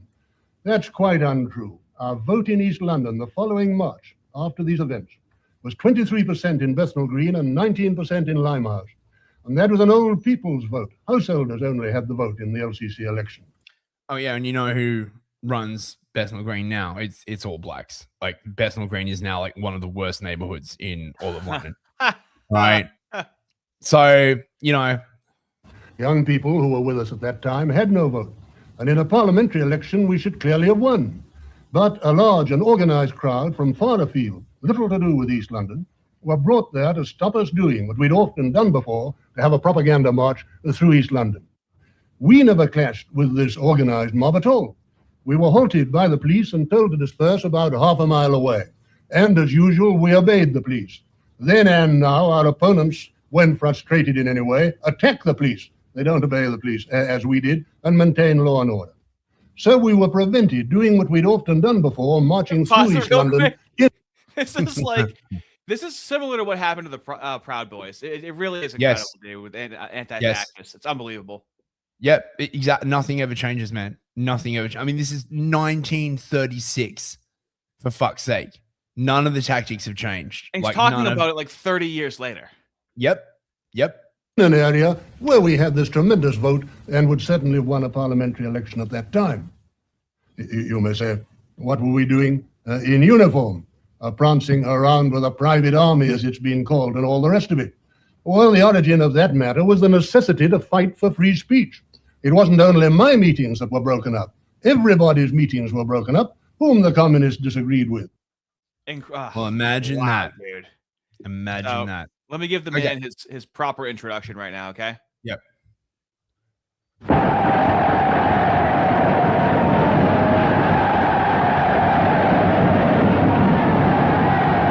Ladies and gentlemen, this great meeting is gathered here tonight to hear the policy and faith of fascism.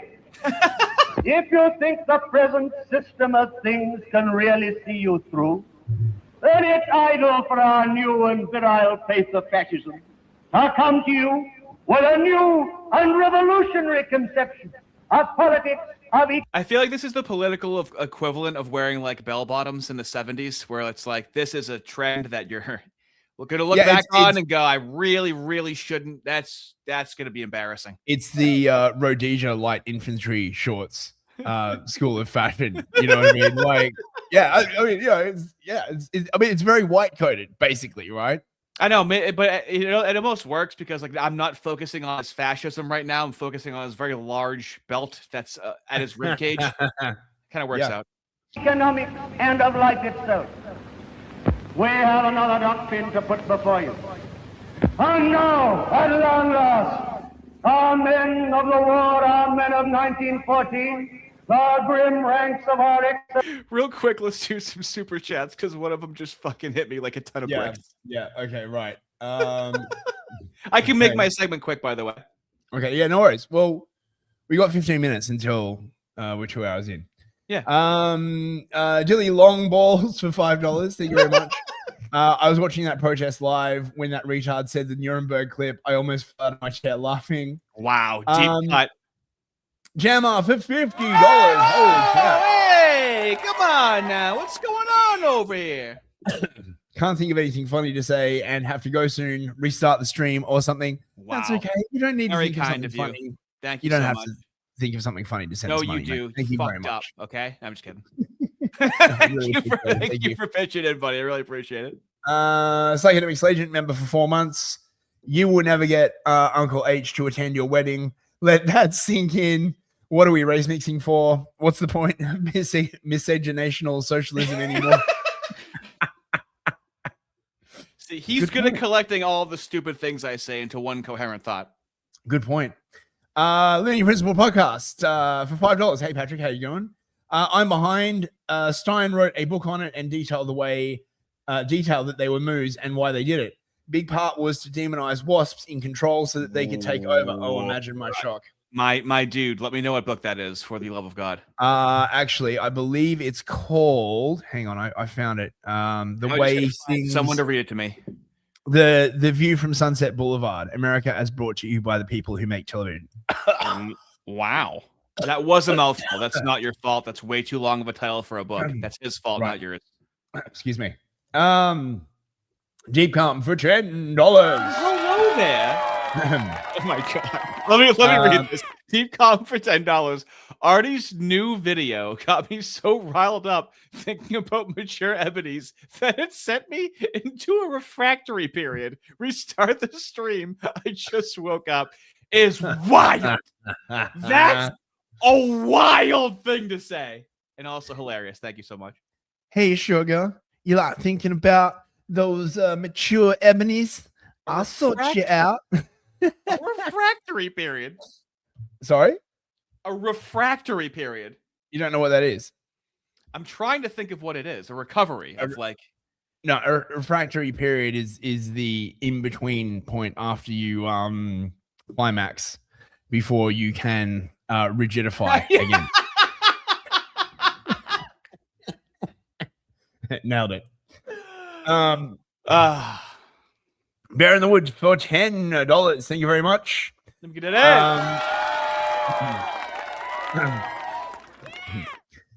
There I was, a member of the anti-bad guy club, attacking animals and attempting to destabilize order. And I asked myself, what did I do to deserve this as I was being bashed by police? Yeah, dude, unbelievable.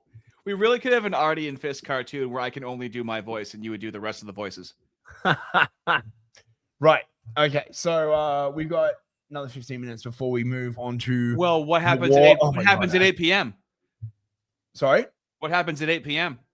They've already announced that it's not going to happen. They've decided that there's going to be peace negotiations. There's a 2-week ceasefire. We'll, well, let me do this fascist before I get to the next fascist. Okay.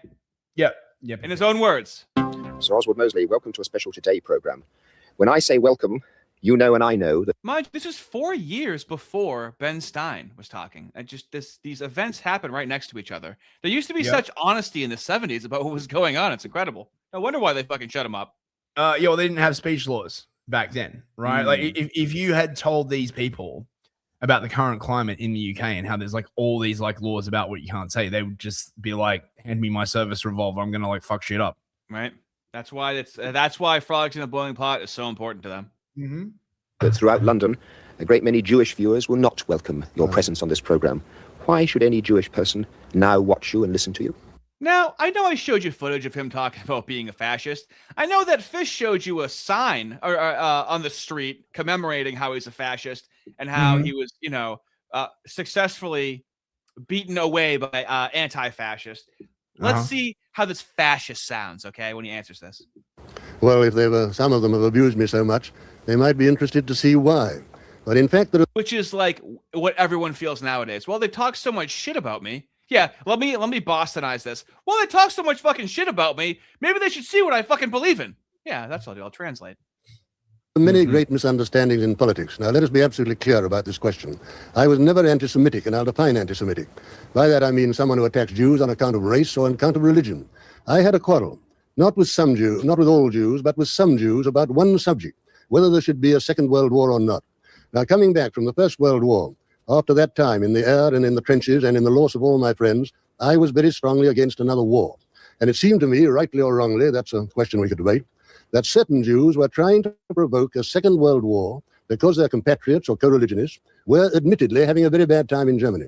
Now, I do not think that a minority... It just really is incredible that he was like all about fascism, right? And then he comes on here and he's like, I stand on business. Yeah. He doesn't fucking walk back at all. He has a Connor Tomlinson delivery of his thoughts and opinions. Yeah, he does. In this country should pursue a policy contrary to the national interest, which can, and in fact which did, result in the loss of 50 million lives. That gave rise to a very bitter quarrel of the period, in which harsh things were said and harsh things done, because they attacked our meetings. But I was not before that, and I have not been since, or even at the time, was not anti-Semitic, because not all Jews were involved, but only some. Sir Oswald, your answer, as you well know, begs so many questions that I have to put to you. Now, this is what I call unlimited respawn. This shitlib. This is what I call unlimited respawns, though. Okay, this is similar to like how I started my conversation with William in DMs. This like really heavy accusation thrown at you, and then you answer, and then they move on to the next thing. Like, I don't want to let anyone get away with that, where it's like, oh, now we're gonna forget that. We're just gonna forget that really heavy accusation and move forward, huh? This is from the 70s, right? That fashion. I mean, this is the 70s shitlib, basically, right? Oh like, yeah, showing everyone how fucking small his dick is right now. Very honest. Well, I'll come to those in a moment, but let me stay with not anti-Semitic, to refer to hecklers as the sweepings of the ghetto. Well, the people who had just come in, they're very rough, these meetings, then shouting every insult, every abuse. They came in to fucking start shit, okay? They're fucking talking mad shit and fucking acting like no one's gonna fucking do anything about it, right? Not only that, and he sees. Yeah, okay. Right? Not only that, there was a ton of Moorish migration from Russia, Ukraine, parts of like Germany around this period into places like Whitechapel and Limehouse. So calling these people the sweepings of the ghetto is not in any way like it's completely accurate, basically, right? Wow. Dude, you are fucking razor sharp with this shit. Let the man speak. That they have just come in from Central Europe, from totally different conditions, to break up another meeting gives them a rough answer. I might have said that to any foreigners who came in to try and break up an English meeting. Of course it was rough. People don't understand now in those great mass meetings, which some people were trying to break up, and the speaker had to hold his own. And if you saw that they'd come from another country to break up an English meeting, you gave them a rough answer. You say that your argument with them was that you wish to prevent a... Give him a rough answer, but that's exactly what fucking Fist just said, dude. That's incredible. Yeah, exactly. Second World War. Would not your arguments... Fist is right again. ...have been better addressed to Hitler? The argument was not a Second World War. Yes, to prevent a Second World War. Arguments have been better addressed... Now, how's he going to answer this? Don't you think you should have talked to Hitler? Well, fair question, right? Hitler, KD ratio, pretty good. To Hitler. The argument was not a Second World War. Yes, to prevent a Second World War. If you wanted to have an argument with someone, would not the argument have been better addressed to Hitler rather than the Jews? No, well, Hitler was driving east. My policy and my party. What? Yeah, because, right, it's not like there were any Moorish populations agitating for, like, war or anything like that, right? It was, oh, my God. Well, he does blame both. Totally different thing. Fascism in every country was a strongly national movement, therefore was totally different in its form, policy, and method. I had wanted to conduct further and better a great commonwealth of nations, had to have a multiracial policy. He wanted to unite the Germans in Eastern Europe, and I did not want to intervene in a world war to stop him doing it. I thought this would be like the best witness at a trial. I wish I could have this guy. He is so trustworthy with how he's delivering everything right now, dude. Yeah. Absolutely ridiculous. The way that fascism, where it's different in every country. So obviously I'm going to implement a different in mine. Yeah. war between Germany and Russia was better than a war between Germany and Britain. That gave rise to the quarrel. Sir Oswald, do you now, looking back with the hindsight and knowledge of history, blame the Jews or Hitler for the Second World War? I blame both. I blame... Precisely. Right. You're not allowed to say that, but it does. It takes two to tango. And it's important to understand that after the Bolsheviks took power in Russia, there was a lot of really bad stuff done to the Germans that were living in Russia. So in about, I forget exactly when, I think it was the end of the 1800s, right? The Tsar basically like invited like a whole bunch of Germans to come to Russia because they needed more people to settle because Russia is fucking huge, right? So they're like, Germans, come over, we'll give you like free land and stuff. There were tons of Germans in Russia. And after the Bolsheviks got into power, they did really, really horrible stuff to them, right? They were like targeted with pogroms, with like, having all their stuff stolen. This is what they don't teach you in a lot of history, is that a lot of these like pogroms by the Bolsheviks were ethnically based. They weren't just like, when they talk about the kulaks, it wasn't just anyone who owned a farm. It was certain ethnic groups that owned farms because the Germans were good at farming, much like the Boers. Both in that Hitler was impatient. He wanted to drive east, unite his own people. And when we signed the guarantee with Poland... It's rather like blaming the victim of a rapist for... They've been using this victim blaming in 1979, dude. I thought that was like a 2005 thing. They've been using that for that long, huh? Yep. For the rape, isn't it? Well, no, wait a minute. Let us look at it clearly. While Hitler was driving east to unite his own people, we gave a guarantee to Poland, which we could only implement by a world war. In fact, we couldn't save Poland, we didn't. It's like signing a bouncing check. Well, now, the agitation to make us do those ridiculous things like guaranteeing Poland on the other side of Europe was largely due to the influence of some Jews. Therefore, I say that both were responsible. Hitler for driving east before he had got a diplomatic arrangement with us, Jews for gradually persuading us, or the British people or government, to do absurd things which were bound to result in war. All those people made tremendous mistakes. I was against both mistakes. I'm against the persecution of Jews or any other minority. I'm also against giving guarantees which you cannot honor. That's what caused the World War. When did your conversion to being against the persecution of Jews begin? Well, because I never wanted to persecute Jews myself. I simply defended my meetings from Jewish attacks. Take the Olympia meeting. They marched 2 miles from East London. Afterwards, East London swung over to me, but at that time it was against. What was it like? I can tell you exactly what it was like. I went along to make a speech to an enormous audience, a record audience, filling the great Olympia Hall. People who'd marched from East London entered the hall in order to break it up. I had 1,500 stewards in the... It's another example of them coming to fucking completely antagonize him. Yep. Oh my God, why are they attacking us? Yeah. It's the same. It's over and over again. The patience on this man. Choose, but if they give... Okay, so this is going to be about colored men. Got to ask about colored men, right? A party or a newly constituted government or proposed government, if they give it power, that is a parliamentary majority, that majority should give it the power to act and should sack them if they don't act properly. Unless and until the people vote for them, the question doesn't arise. We have a substantial black and brown and coloured population in this country now. Would they be represented in your government? They'd have a vote in every constituency. Would they be in your government? If any of them was a first-rate man, he certainly would be, yes. This is like Return to the Land all over again. Can they live with you? Okay, but can they be in your inner circle, your inner sanctum? You don't have any. You can't have anything as a white guy.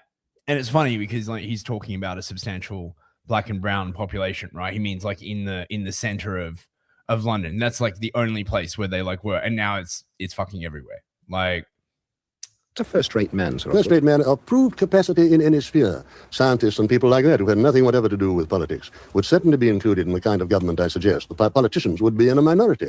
And if some black or some Asian had proved himself in some sphere as an outstanding man, he'd obviously be a most welcome member of any government that was formed. If he hadn't been sent home under your repatriation schemes. Well, repatriation, now that is, I was against, of course, and that was quite often discussed at the time, against them ever coming here.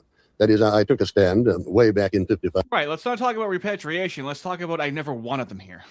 I wouldn't have to do Every answer he has, this fascist goes, well, if we listened to me, I wouldn't have had to have done this thing that you're criticizing me for. Yep. Yeah. I fought an election on the subject in '59, a very strange and dubious election, and I stood for that policy.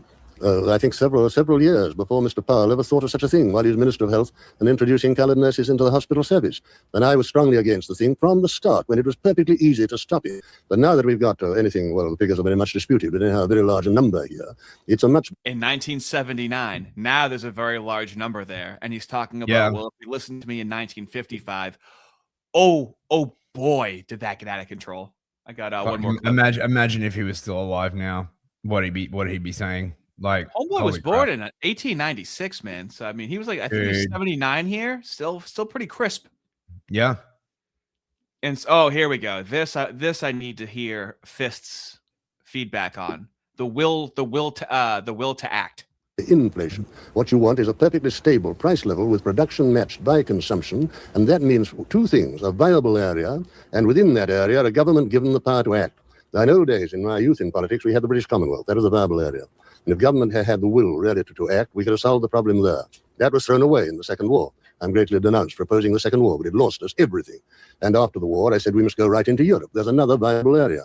And if you have the whole of Europe, and a government capable of running the whole of Europe, central government for the main subject, national governments at the next level exactly like we got today, and regional governments, Scotland, Wales, possibly even Yorkshire and Lancashire, a great devolution, you can solve the problem if you are insulated from the chaos of world markets and of world finance, a viable area and the power to act. Those are the two things which are necessary. Endless detail could be added, but in broad outline, that is what has to be done, and you need a government with the will to act within an area where action is possible.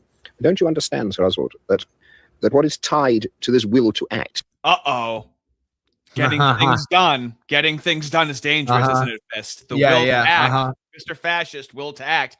We got to be real careful about that. I know that the current government has let in. True. What do you think he'd say about the fucking rape gangs? Oh my god! I don't like you. He's like a fat. Oh, mate. I mean, dude. Then he would have been what would he say about the snuggle gangs? Like, right? Like, mate.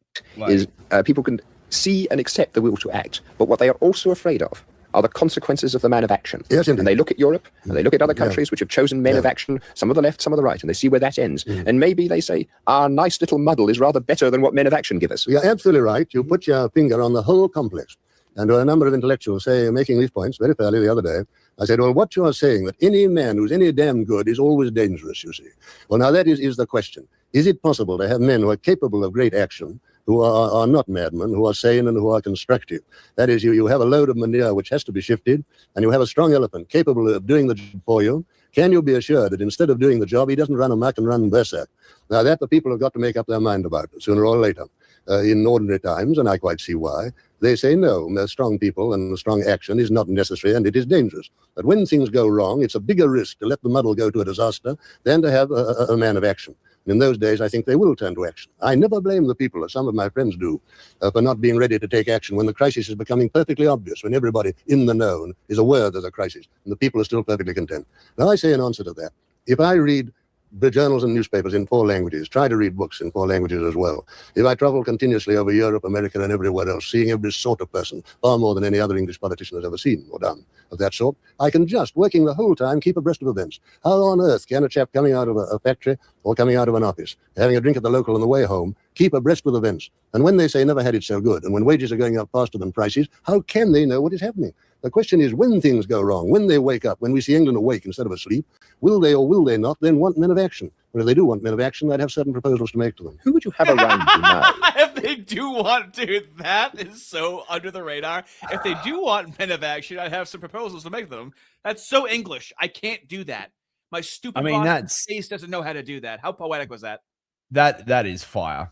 Like, honestly, right? Like the whole thing about how nothing ever gets done and they just muddle through, that basically describes England in the period afterwards, right? Like, you know, no one ever gets to be a man of action unless it's something like COVID, right? Or, you know, Tony Blair is like, you know, we're going to, you know, impose technocracy, basically. Yeah, no, the point that this cuck reporter is making is that you are not allowed to have a political party that's even loosely based around race. And even Mosley is not like explicit about it. I mean, he's not like, oh, we're only accepting like, whites into the BUF or anything like that, right? But this was clearly like just a threat to the project to, transform Britain into the UK. The demographics. Yeah. The conspiracy theory of the Great Replacement. And it's been a smashing success. I love how the whole time in 1979, he's like, if you just listen to me in 1955 and then you watch from 2026 and you go, these dirty motherfuckers have been quelling this conversation for as long as they can. All right, your segment's up. I gotta do a 2-minute pee-pee. Okay. So I'll be right back. So, oh man, I hope my voice will hold out. Right. So the deadline has passed, and it turns out that Taco Tuesday was correct, bros. At the last moment, about an hour before the deadline, which would have just passed now,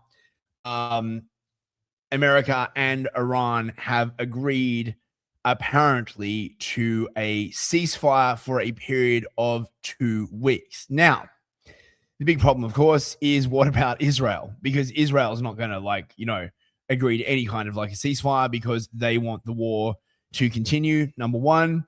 Number two, following the Ukraine model, which is basically the sort of like war model that both Israel and America are following, this 2-week pause will be used to sort of to rearm, to reposition forces. I mean, to be fair, the Iranians are going to do exactly the same, right? Everybody knows that this crap isn't over, but there are some things that really need to be done since the outbreak of war. For example, did you know that there are about, I think it's 25,000 people trapped on cargo ships inside the Strait of Hormuz, right? Since the war broke out about a month ago, and they haven't been able to like get off these ships, and their food is running out. They can't get heli lifted off the ships because they can't abandon the ships in the Gulf. There are like all these people trapped on these cargo ships that have just been like stuck in limbo. So, that will be like a good chance to sort of like clear the strait, clear the Gulf. How much of that, I mean, if they manage to clear all the cargo out of the strait, that will give the West sort of generally speaking a bit more wiggle room.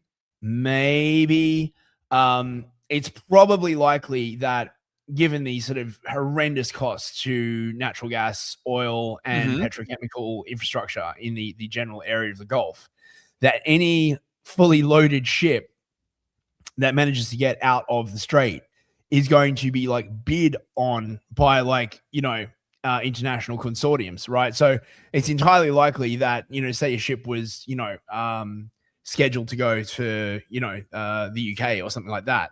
They'll suddenly be like, well, if you want us to go to our original port, the price just doubled. So there's going to be a furious bidding war if this happens. Will this ceasefire hold? It's hard to say. But I'll just give you a bit of a run up to what the fuck has been happening in the lead up to this. This is a pretty good meme. I like this. Meme game has been pretty good. Now, Trump started Easter Monday with this insane tweet. Now, there was a lot of sort of speculation that like Trump was starting to lose his mind. I also sort of like thought, he's starting to lose it. But it's entirely possible that basically he was doing that American negotiating tactic where you just pretend to be like completely batshit crazy so that your opponent doesn't really know like how you're going to like jump, oh my God, he might be like crazy enough to do it. Tuesday will be power plant day and bridge day, all wrapped up in one in Iran. There'll be nothing like it. Sorry, I can't do Trump. My fucking, oh no, you're a one-trick pony. You have nothing else to offer but your Trump impression. I'm afraid so. Open the fucking strait, you crazy bastards, or you'll be living in hell. Just watch. Praise be to Allah. President Donald J. Trump. I mean, this is not. I mean, sort of you could view. only learn that level of antagonization by being surrounded by Helliite moos. Okay, that is some quality antagonization right there. It's fucking crazy. Tucker like lost his fucking shit. Darn right. Listen, darn tootin'. Straight. How dare you speak that way on Easter morning to the country? Who do you think you are? You're tweeting out the F word on Easter morning? Just watch. Praise be to Allah. This is a mockery not just of Islam, it's a mockery of Christianity. To send out a tweet with the F word on Easter morning promising the murder of civilians and then saying praise be to Allah without explaining any of it, you are mocking me and every other Christian because we're Christians. We can't support that. That is evil. It is vile on every level. It begins with a promise to use the U.S. military, our military, to destroy civilian infrastructure in another country, which is to say to commit a war crime, a moral crime against the people of the country, blow up their bridges that people cross every day to go to school and work and to worship, and yes, church, because there are over 1 million Christians in Iran. This is their Easter too. And power plants, civilian power plants in a country of almost 100 million people. Iran is a modern country. What happens when it loses power? Well, people die. Babies connected to incubators die. People in hospitals die. It's totally unacceptable.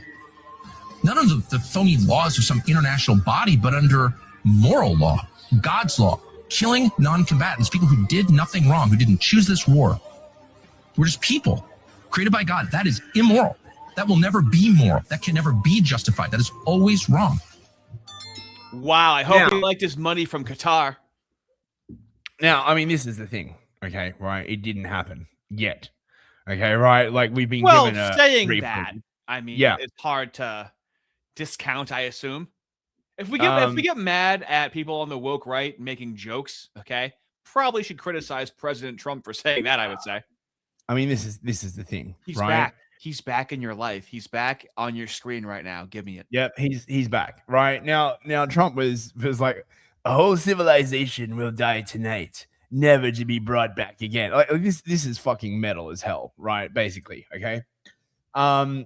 Lindsay, of course, is very pro-genocide, as long as it's the right people being genocided, okay, right?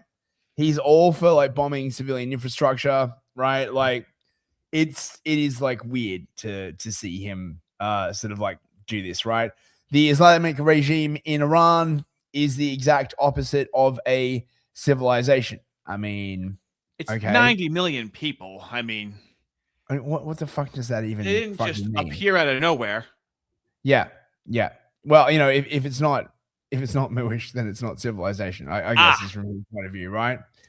Well, he was just fucking going like hard, basically. I thought I had another Lindsay tweet. Oh, yes, here we go. So after this operation, Iran ends up making the world an unambiguously better place for generations to come. Source. Is that going to be the move's fault too? Will they be able to say that Israel and America made everything better?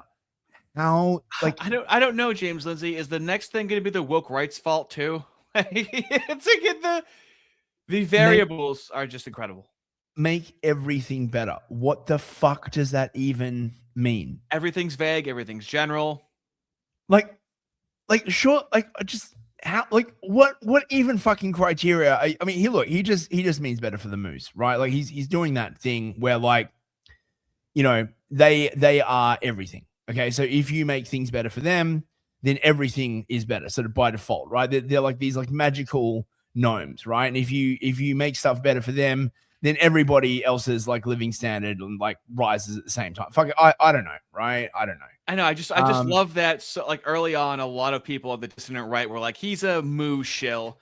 And then like the people, the centrists were just like, oh, let's listen to these Nazis. And then a couple months goes by and it's like, I'm going to ignore what he said there.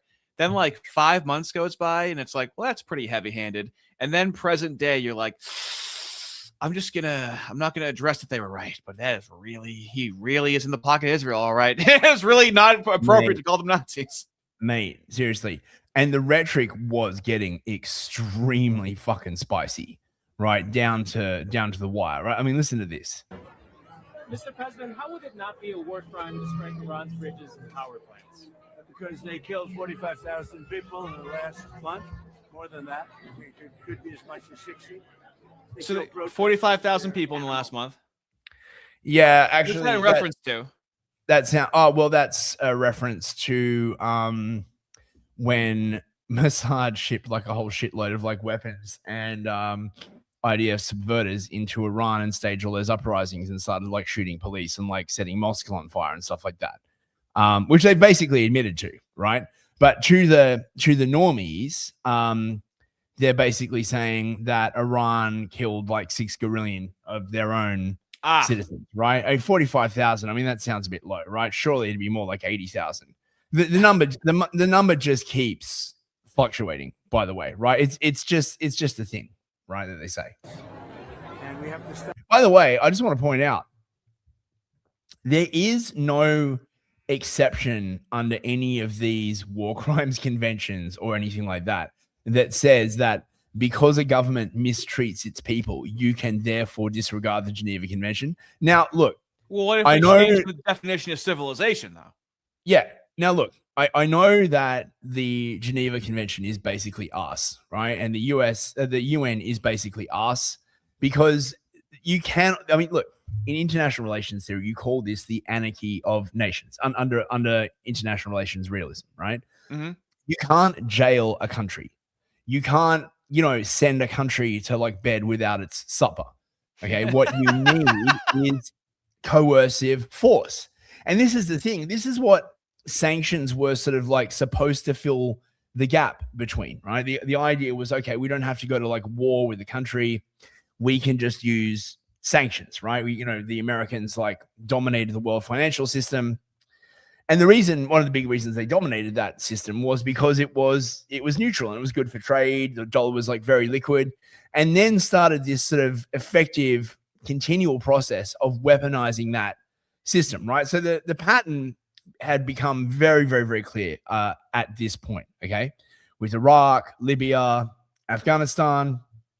So first you sanction the fuck out of a country, right? You cut off all external trade as much as possible. You blockade them. You crush the country into poverty. And then, you wait like 10, 20 years until like everything has declined. And then you invade and blow the shit out of them, right? And the thing about these regime change wars, like Iraq is a really, really good example. They're not actually for territory, right? Like the US never planned to seize Iraq the way that Russia is seizing eastern Ukraine. Do you understand what I mean, right? Yeah. The goal was just to kill everybody there and just reduce it to rubble, mowing the lawn, basically, right? You just make sure that they can't have a functioning country. Again, this is pretty much illegal, but it's America or Israel, right? Who's going to, the UN's going to like say harsh words? You got to go to war. Okay. So just because a government treated the civilians badly, there's no sort of real exception to these conventions, but the conventions are basically worth nothing.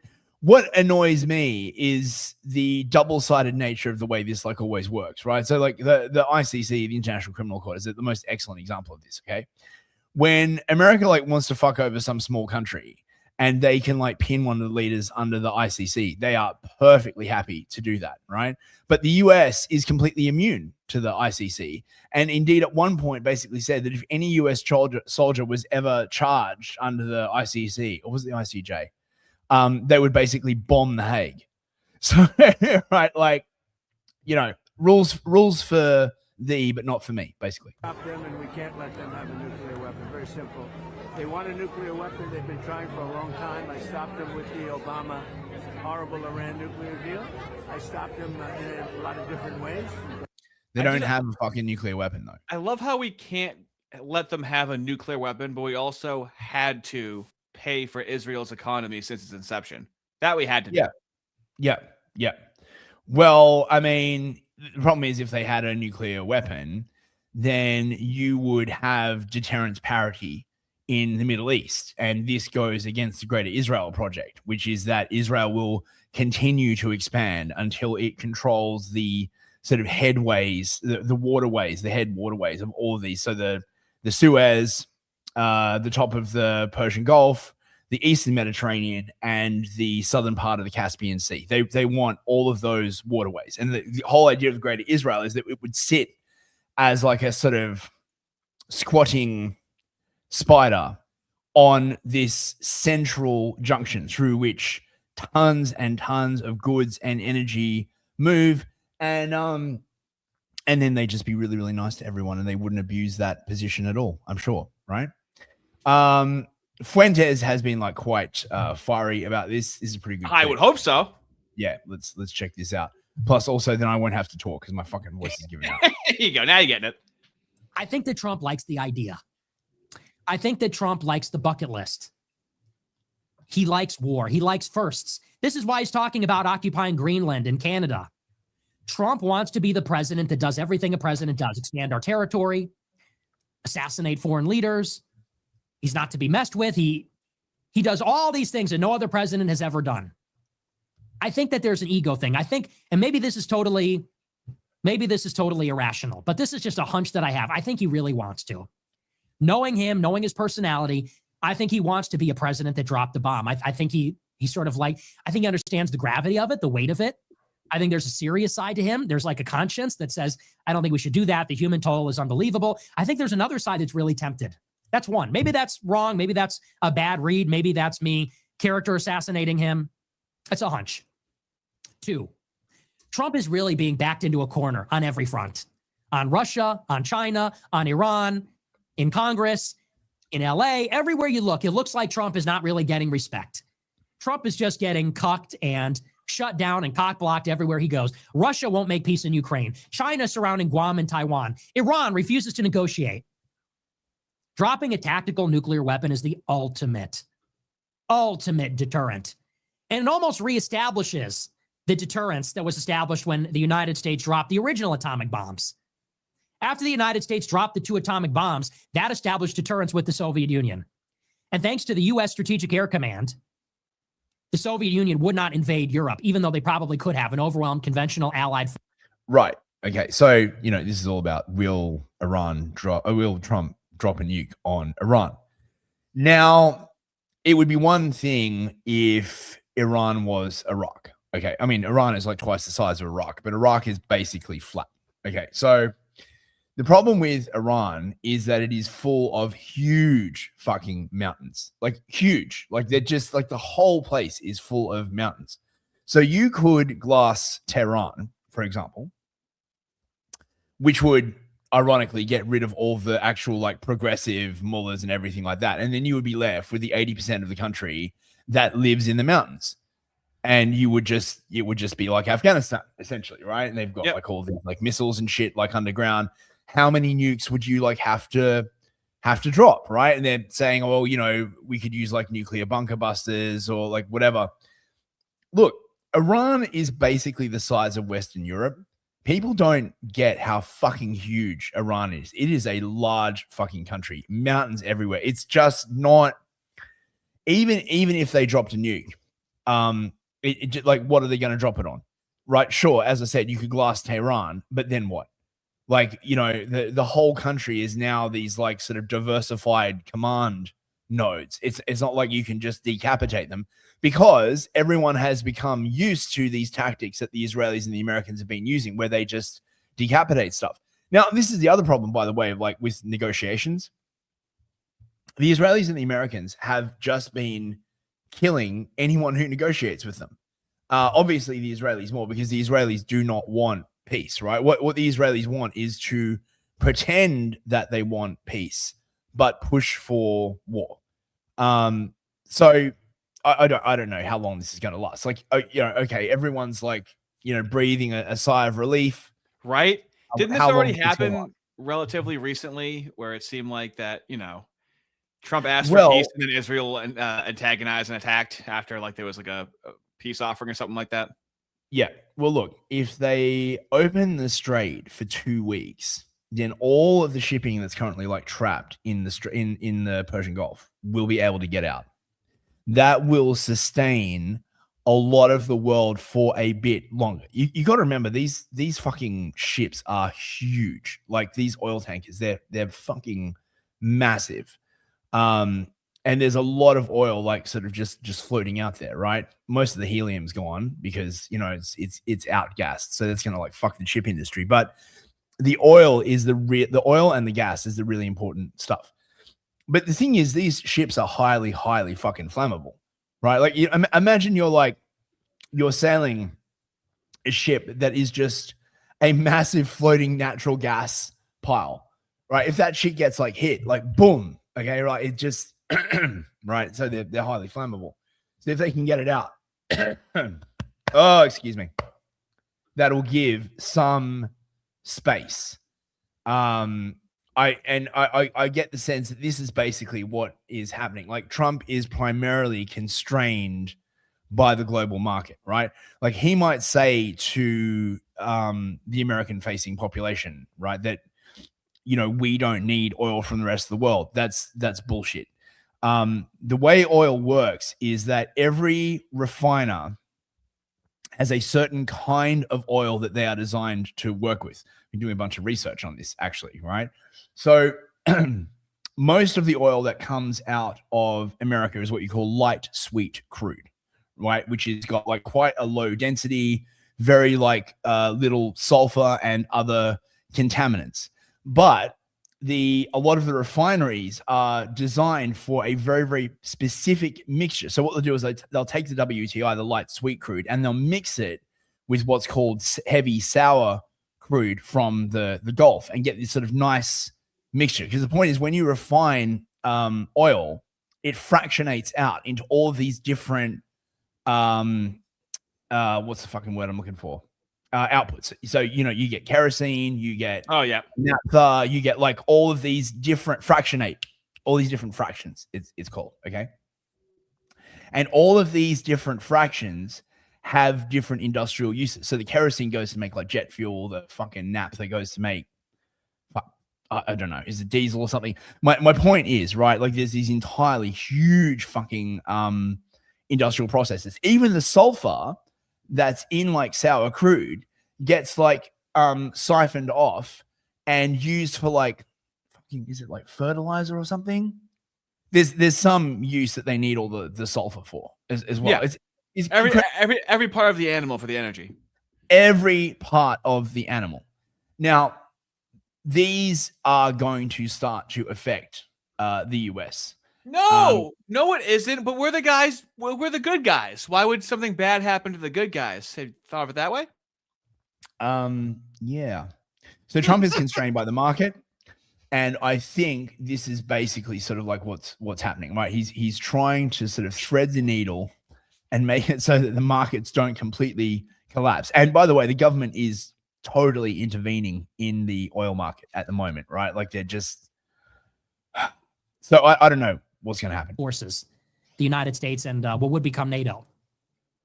At the advent of a multipolar world order where China and Russia and Iran and everybody's making their move, dropping a tactical nuke would sort of reestablish that message and inaugurate the new multipolar world order, this inflection point that we're in. I could see somebody making an argument like that. And then thirdly, that is the no-brainer. That is the way to destroy this device. If Iran is racing towards a nuclear weapon, if they withdraw from the NPT, and this is concerning nuclear programs, and allegedly they're launching strikes on Israel's nuclear program, it could arguably be justified because the threat warrants it. Now, again, I'm not saying this is likely. Don't anybody say, oh, Nick thinks they're going to nuke Iran. I don't think that's the case. I don't think that's likely. I don't think they're going to do that. But I don't think the odds are zero. And if it happened, I wouldn't be completely surprised. I would be a little bit surprised. I wouldn't be totally caught off guard for those reasons. And that scares me. It's honestly terrifying. And you wonder what kind of conversations are going on, because that really would be the only thing that would solve this whole problem. When Trump says, I want an end, and Israel says there'll be a new Middle East, that's the kind of thinking that I imagine is like, let's drop a tactical nuke on Iran. They will not launch ballistic missiles at us. No one will mess with us. Russia will make peace with us. It kind of scares me a little bit. And so based on all this information, once again, my position remains unchanged. I think that Iran is unwilling to give up their nuclear program. I don't think that has changed. I don't think the United States will accept anything less. I think that Israel will not relent on Iran. They'll continue their air campaign, and they will continue to provoke on the off chance that Iran and the United States might make a deal.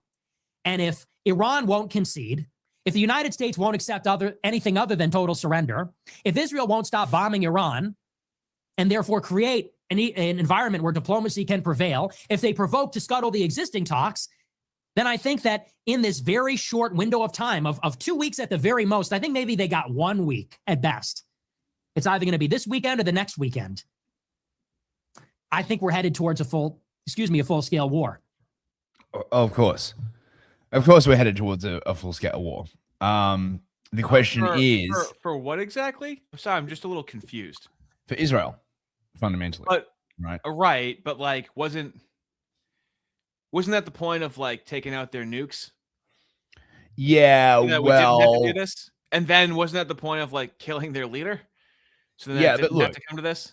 They can't And, just... and then we're like, hey, can we both stop? Iran's like, fucking dude. Listen, you man, fucking lay off. It's so mob tactic, dude. Yeah, it really is. If they just came out and said, look, we really need, like, Israel really wants us to glass Iran, it wouldn't sell anywhere near as well, right? So that, you know, they've had all these like weird reasons, basically.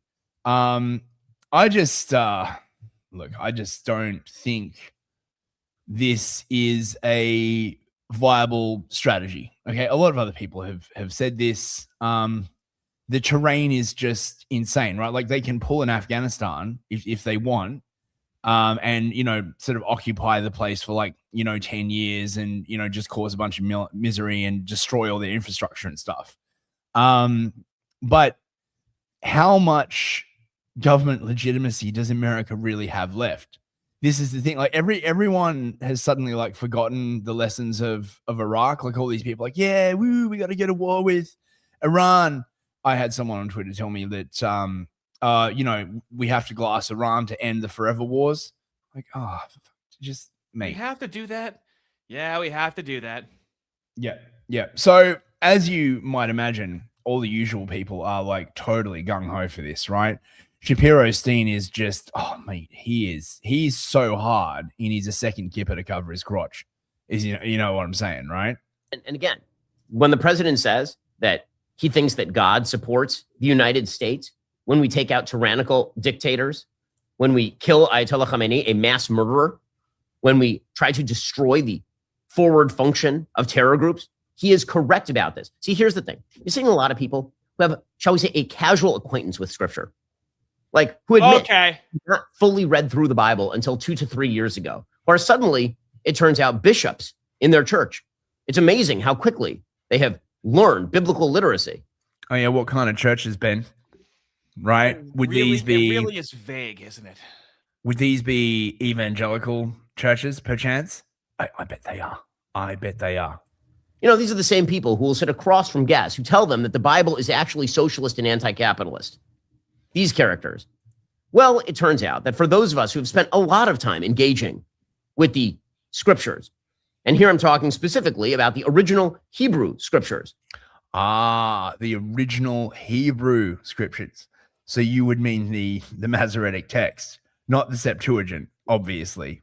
It turns out that the Psalms, for example, are filled with calls to crush oppressors and deliver the weak and needy from the hands of the wicked and to break the arm of the evildoer.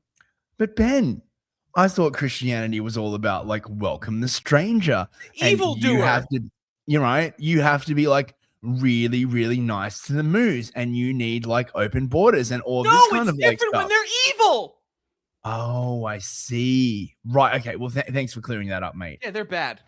Literally 0 things in scripture suggest that Western civilization has some sort of a duty to uphold the rule of wicked Islamist theocrats who murder their own people en masse, spread terrorism throughout the region, desire the defenestration of Christianity. Yes, ask the Shia leaders of Iran what they think about Christianity, and threaten the West directly. Nothing in scripture suggests that going along with those plans is somehow scripturally mandated. What about going along with the moves, Ben? Anything to say about that? Probably not. So apparently, again, there's more details about how like Trump was sort of like pushed into this. The funniest fucking thing is where is it? There's this like great clip where like Trump's talking about how they like gave like a shitload of weapons to the Kurds to ship them into Iran for the insurgents. Somewhere in the stack. And then the Kurds like just kept them. and like Trump is like totally pissed off. Wait, where the hell is it? Oh, I don't have it in the stack. You do. You showed it to me. I thought I did. Ripped it out. You showed it to me. I looked at it. I said, "Wow, that's a piece you have there." You tucked it away, and then we both had a Here laugh it and is. continued. Knew it. Here it is.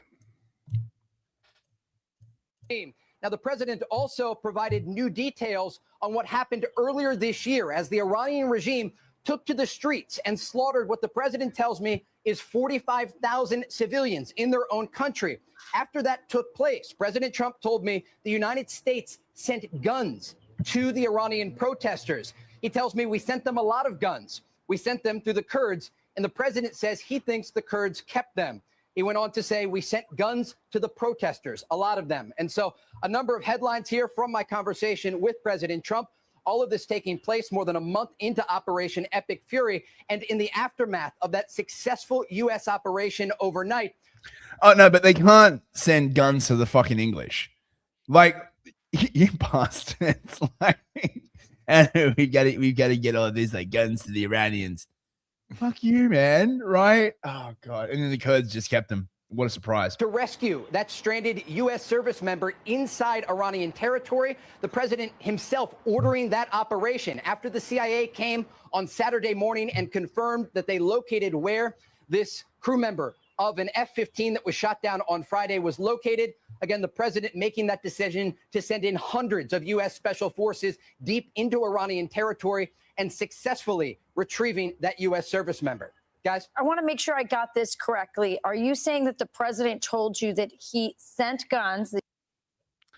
So, look, we're all familiar with this shit now, right? Everything is World War II. This is Dinesh D'Souza. Everyone's like, look, you just threatened to like wipe out a whole civilization. Now, everyone's like, oh, well, you know, it didn't happen. Well, not yet, right? It's not like the war is like over. We've just been granted like a small reprieve. Now, you know, some people would be like, well, you know, this is how you negotiate hardball. And it's not like the Iranians haven't been like negotiating hardball as well, or at least on Twitter. But you know, if you just replace Trump with Churchill and Iran with Germany, it's all fine, bros. Okay. In anticipation of the attack, a bunch of Iranian civilians have been forming like human chains around like various infrastructure projects. I mean, that's just their culture. They do it all the time, right? That's what they do on Tuesday. Yeah. They also hit the Israelis hit the Bushehr nuclear reactor. It didn't crack containment, but everyone was like, "Oh my god, like don't fucking do that! Like if you breach the reactor, it could poison all of the water in the Gulf, which is what all the desalination Hopefully they plants." agreed to a peace deal, right? They've already fucking taken a baseball bat, broken your fucking leg. You're like, okay, I get it. You know what? I don't think I made my message clear enough. A gadoosh. So Yeah. we're gonna do some. Yes, sure. That's a nice. We're the pair of bad legs guys. you got there, Johnny. It'd be a shame if anything happened to them. Right, dude. We're the United States is the bad guys, and hey, Eurocucks, I understand, right? Yes. The only people that like agree with this are the kosher centrists. This is why we've named them that, right? The left doesn't agree with this. The dissident right doesn't agree with this. Most of the country doesn't agree with this. Okay. So don't say like you guys, like America, like there's an administration under foreign control. I'm pretty sure we all understand that. And we don't agree with them. You know, it's pretty simple. Yeah. Yeah. And this is the problem with the neocons is that they only pursue one goal, right? They get like allies and then they never give back to their allies, right? So they don't pursue an objective and then be like, okay, you helped us achieve this objective. We're going to give you something. No, they just want whatever they want. And like, once they get it, they're like, fuck you. America is in a totally exceptional moment. We're sending human beings around the moon for the first time in decades. We're performing some of the most extraordinary military operations in human history. We're killing terrorists. We're delivering the most targeted strikes from the most sophisticated weaponry ever built. We're rescuing pilots in Mission Impossible style operations. All incredible stuff. It's the same United States that takes humans and puts them 250,000 miles away around the moon is the same United States that stands up to the thuggish, theocratic tyrants in Iran who want to develop nuclear weapons and develop intercontinental ballistic missiles and who wish to spread terrorism all over the region against us and our allies.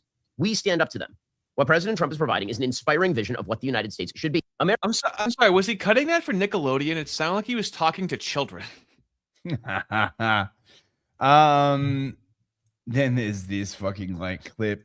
It's in Hebrew, so I won't play it. But basically, it's on a panel with Ben Gvir, who's like the like top minister, basically saying, well, why don't we use neutron bombs? In case anyone doesn't know, a neutron bomb is a small explosive, high radioactive yield nuclear weapon. So the idea is that you drop it on a city and it doesn't do much like explosive damage, but the radiation like kills everyone in the city.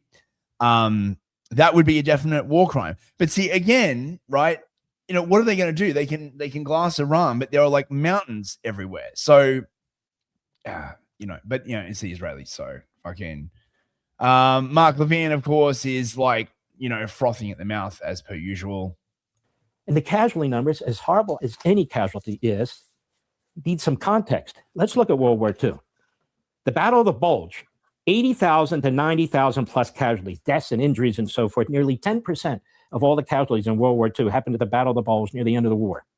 The Battle of Okinawa, 50,000 plus casualties, over 12,000, nearly 13,000 killed on that island, which is what convinced Truman that we would lose a million men if we didn't drop the atomic bombs that we did. The Battle of Normandy that you're familiar with, 120,000 plus total casualties, almost 21,000 killed. The Battle of Iwo Jima, where my grandfather fought, you had 28,000 casualties, almost 7,000 killed on this island. It wasn't even really an island. The Battle of Guadalcanal, where my great uncle fought, you had fucking name dropper.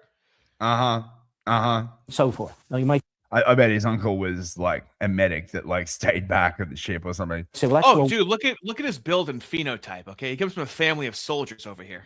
Oh yeah. Or a peace mission to stop nuclear weapons that can blow. Now the thing is, I reckon they just think that nuclear weapons are magic, right? That like because Kabbalah weapons.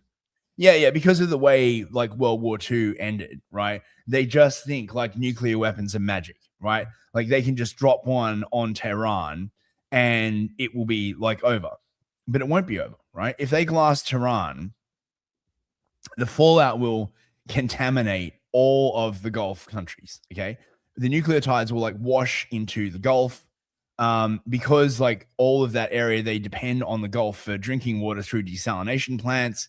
If the Gulf gets contaminated with radionucleotides, they won't be able to drink the water. It will destroy everything, right? It's not a magical fix, but they basically think that it is, right? It's like,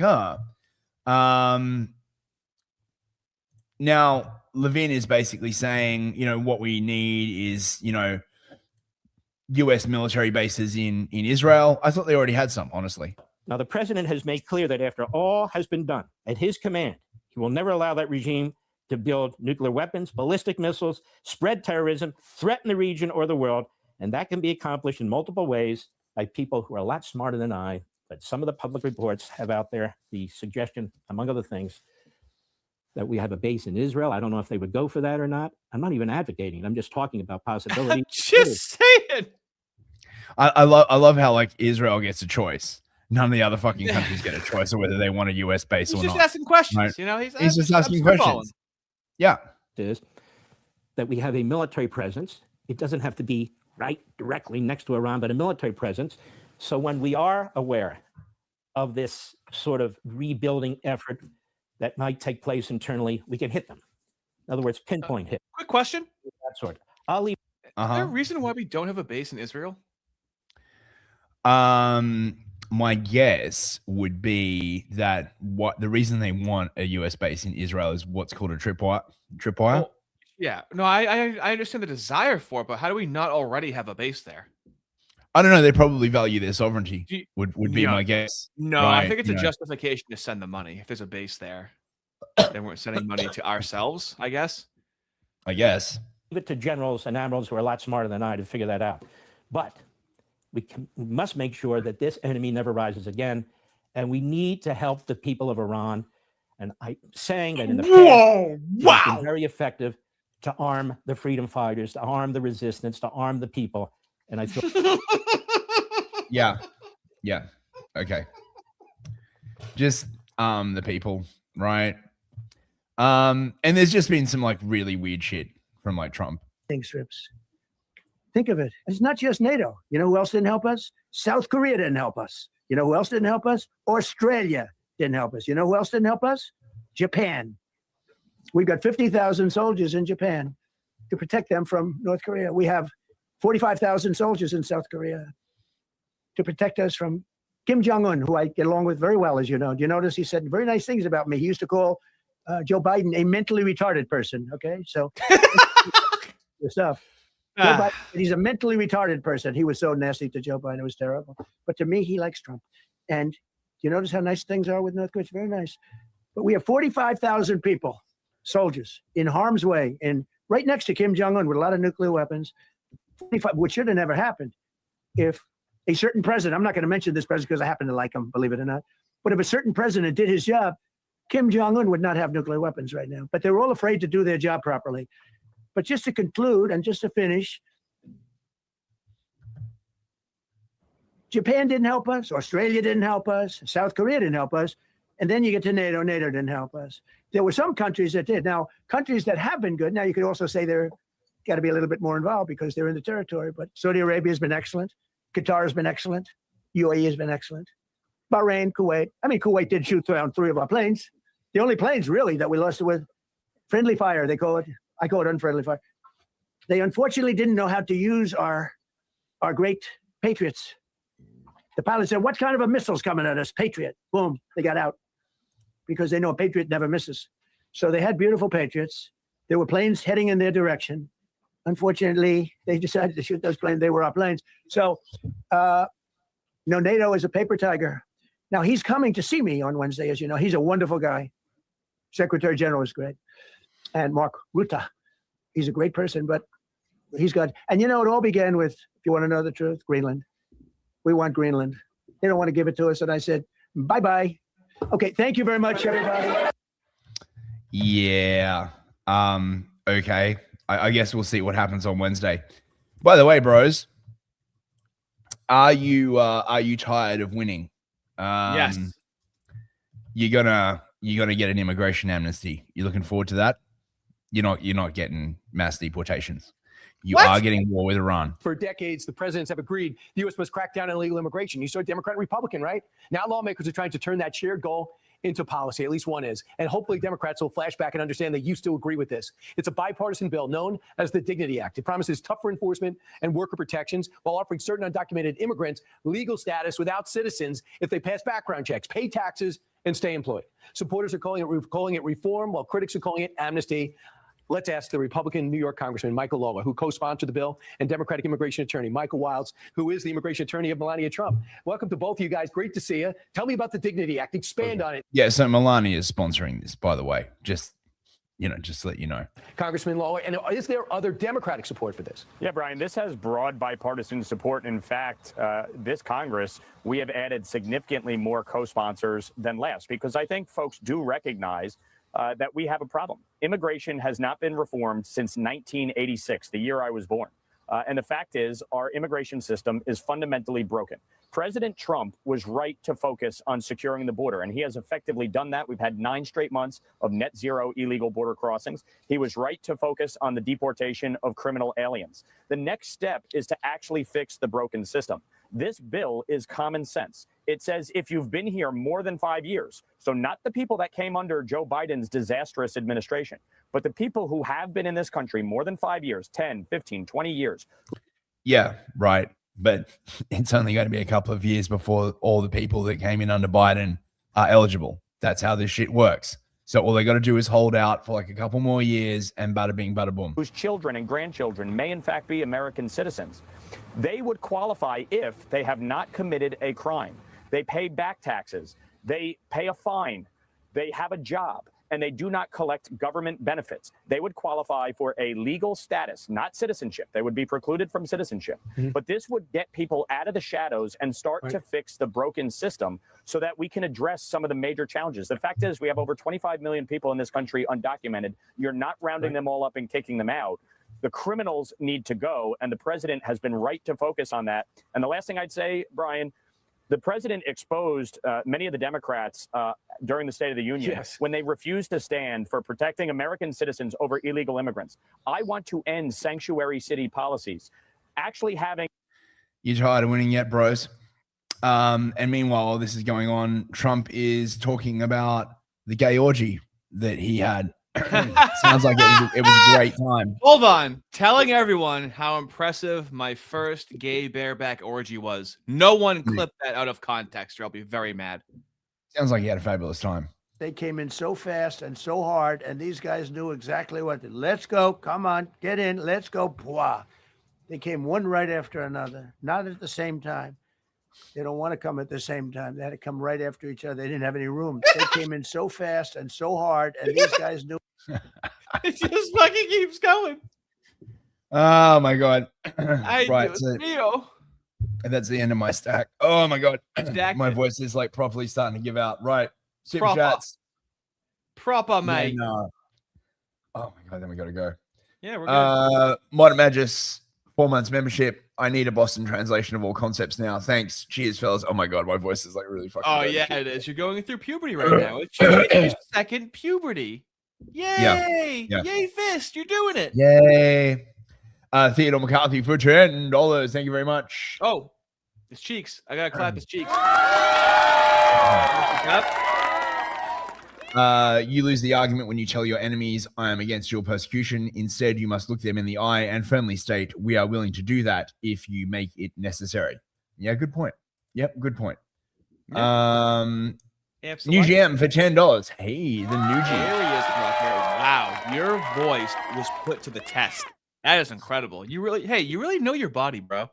Yeah, man. Look, hey, yeah, I do it all for the love of the game. Sorry, boys. I was helping an old lady fix her phone. Please restart the stream and be more offensive about the moves so I can have her watch and she won't talk to me anymore. Cheers, lads. Anything we can do to help. A rat named Mouse for $5. They love studying the scriptures, just not that bit with the synagogue of Satan, not that part. Oh, and that's it. Okay, awesome. You got some stuff to play us out? Yeah, just one. Okay. Nothing crazy. Okay. You know, sometimes you look in the mirror and you just don't see yourself. You know what I mean? Sometimes you look in the mirror and you say, this isn't me. I look in the mirror, I have the beard and I'm like, who am I doing this for? This isn't me. I have to get back to myself. Sorry, I had to lose the muscle. You know, sometimes you look in the I thought that was cute. AI is getting pretty fucking good though. Like, that would trick people like kind of like 50 and older, I would say. That's yeah. Cute. Yeah, boomers are just totally one shot by AI. Muffin Blight for $5. Go have a taco. Thank you. Actually, I got a quesadilla waiting for me. A quesadilla. Something nice and soft, you know, nothing too hard, nothing too crunchy. Nice sour cream. All right. Wait, where's Fist would rather sacrifice his bodily integrity than hear Ardy try and read. Right. I never solo stream and read super chats, by the way. No, it's funny. Never. You want to know what it is that when you start doing a stream with somebody, you don't even it starts to work a certain way. Yep. It's not even communicated to each other. Yeah. So that's just the roles that are assumed. Yeah, you get a groove going. Yeah. I can act like I can read. you can fake it till you make it, mate. Why am I making you talk right now? Okay, fellas, thank you for hanging out. I at some point I should learn how to do an outro. Okay, the man's voice is falling off. I'm gonna go crash out privately, figure some things out. Okay, about my life, about my failing channel that's crashing to the ground right now.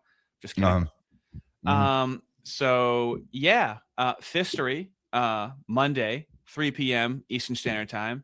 And also, I believe he releases episodes with Clowntown Chronicle, Aaron, on Yeah. Thursday. Yeah, there'll be Fucking one out. professional, dude. Thank you. Yeah, there'll be another one out on Thursday. We've already recorded it, although again, because I'm so fucking ill, it's I don't know. Look, we had a good laugh. It should be fun. Absolutely. Yeah. Fellas, So, have a fantastic night. We got the best fellas. Have a good one. Good night, everyone. Thanks for coming.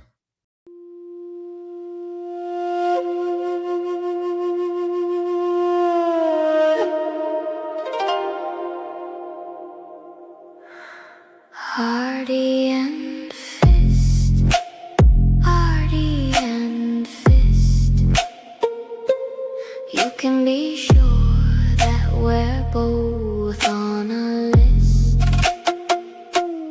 Ardy and fist, Ardy and fist. You can be sure that we make the moves pissed. Streaming through history, uncovering mysteries as to why the whites are living in misery. We keep the audience salivating as we continue navigating through centuries of adventures of the ever-evolving small hat wizardry.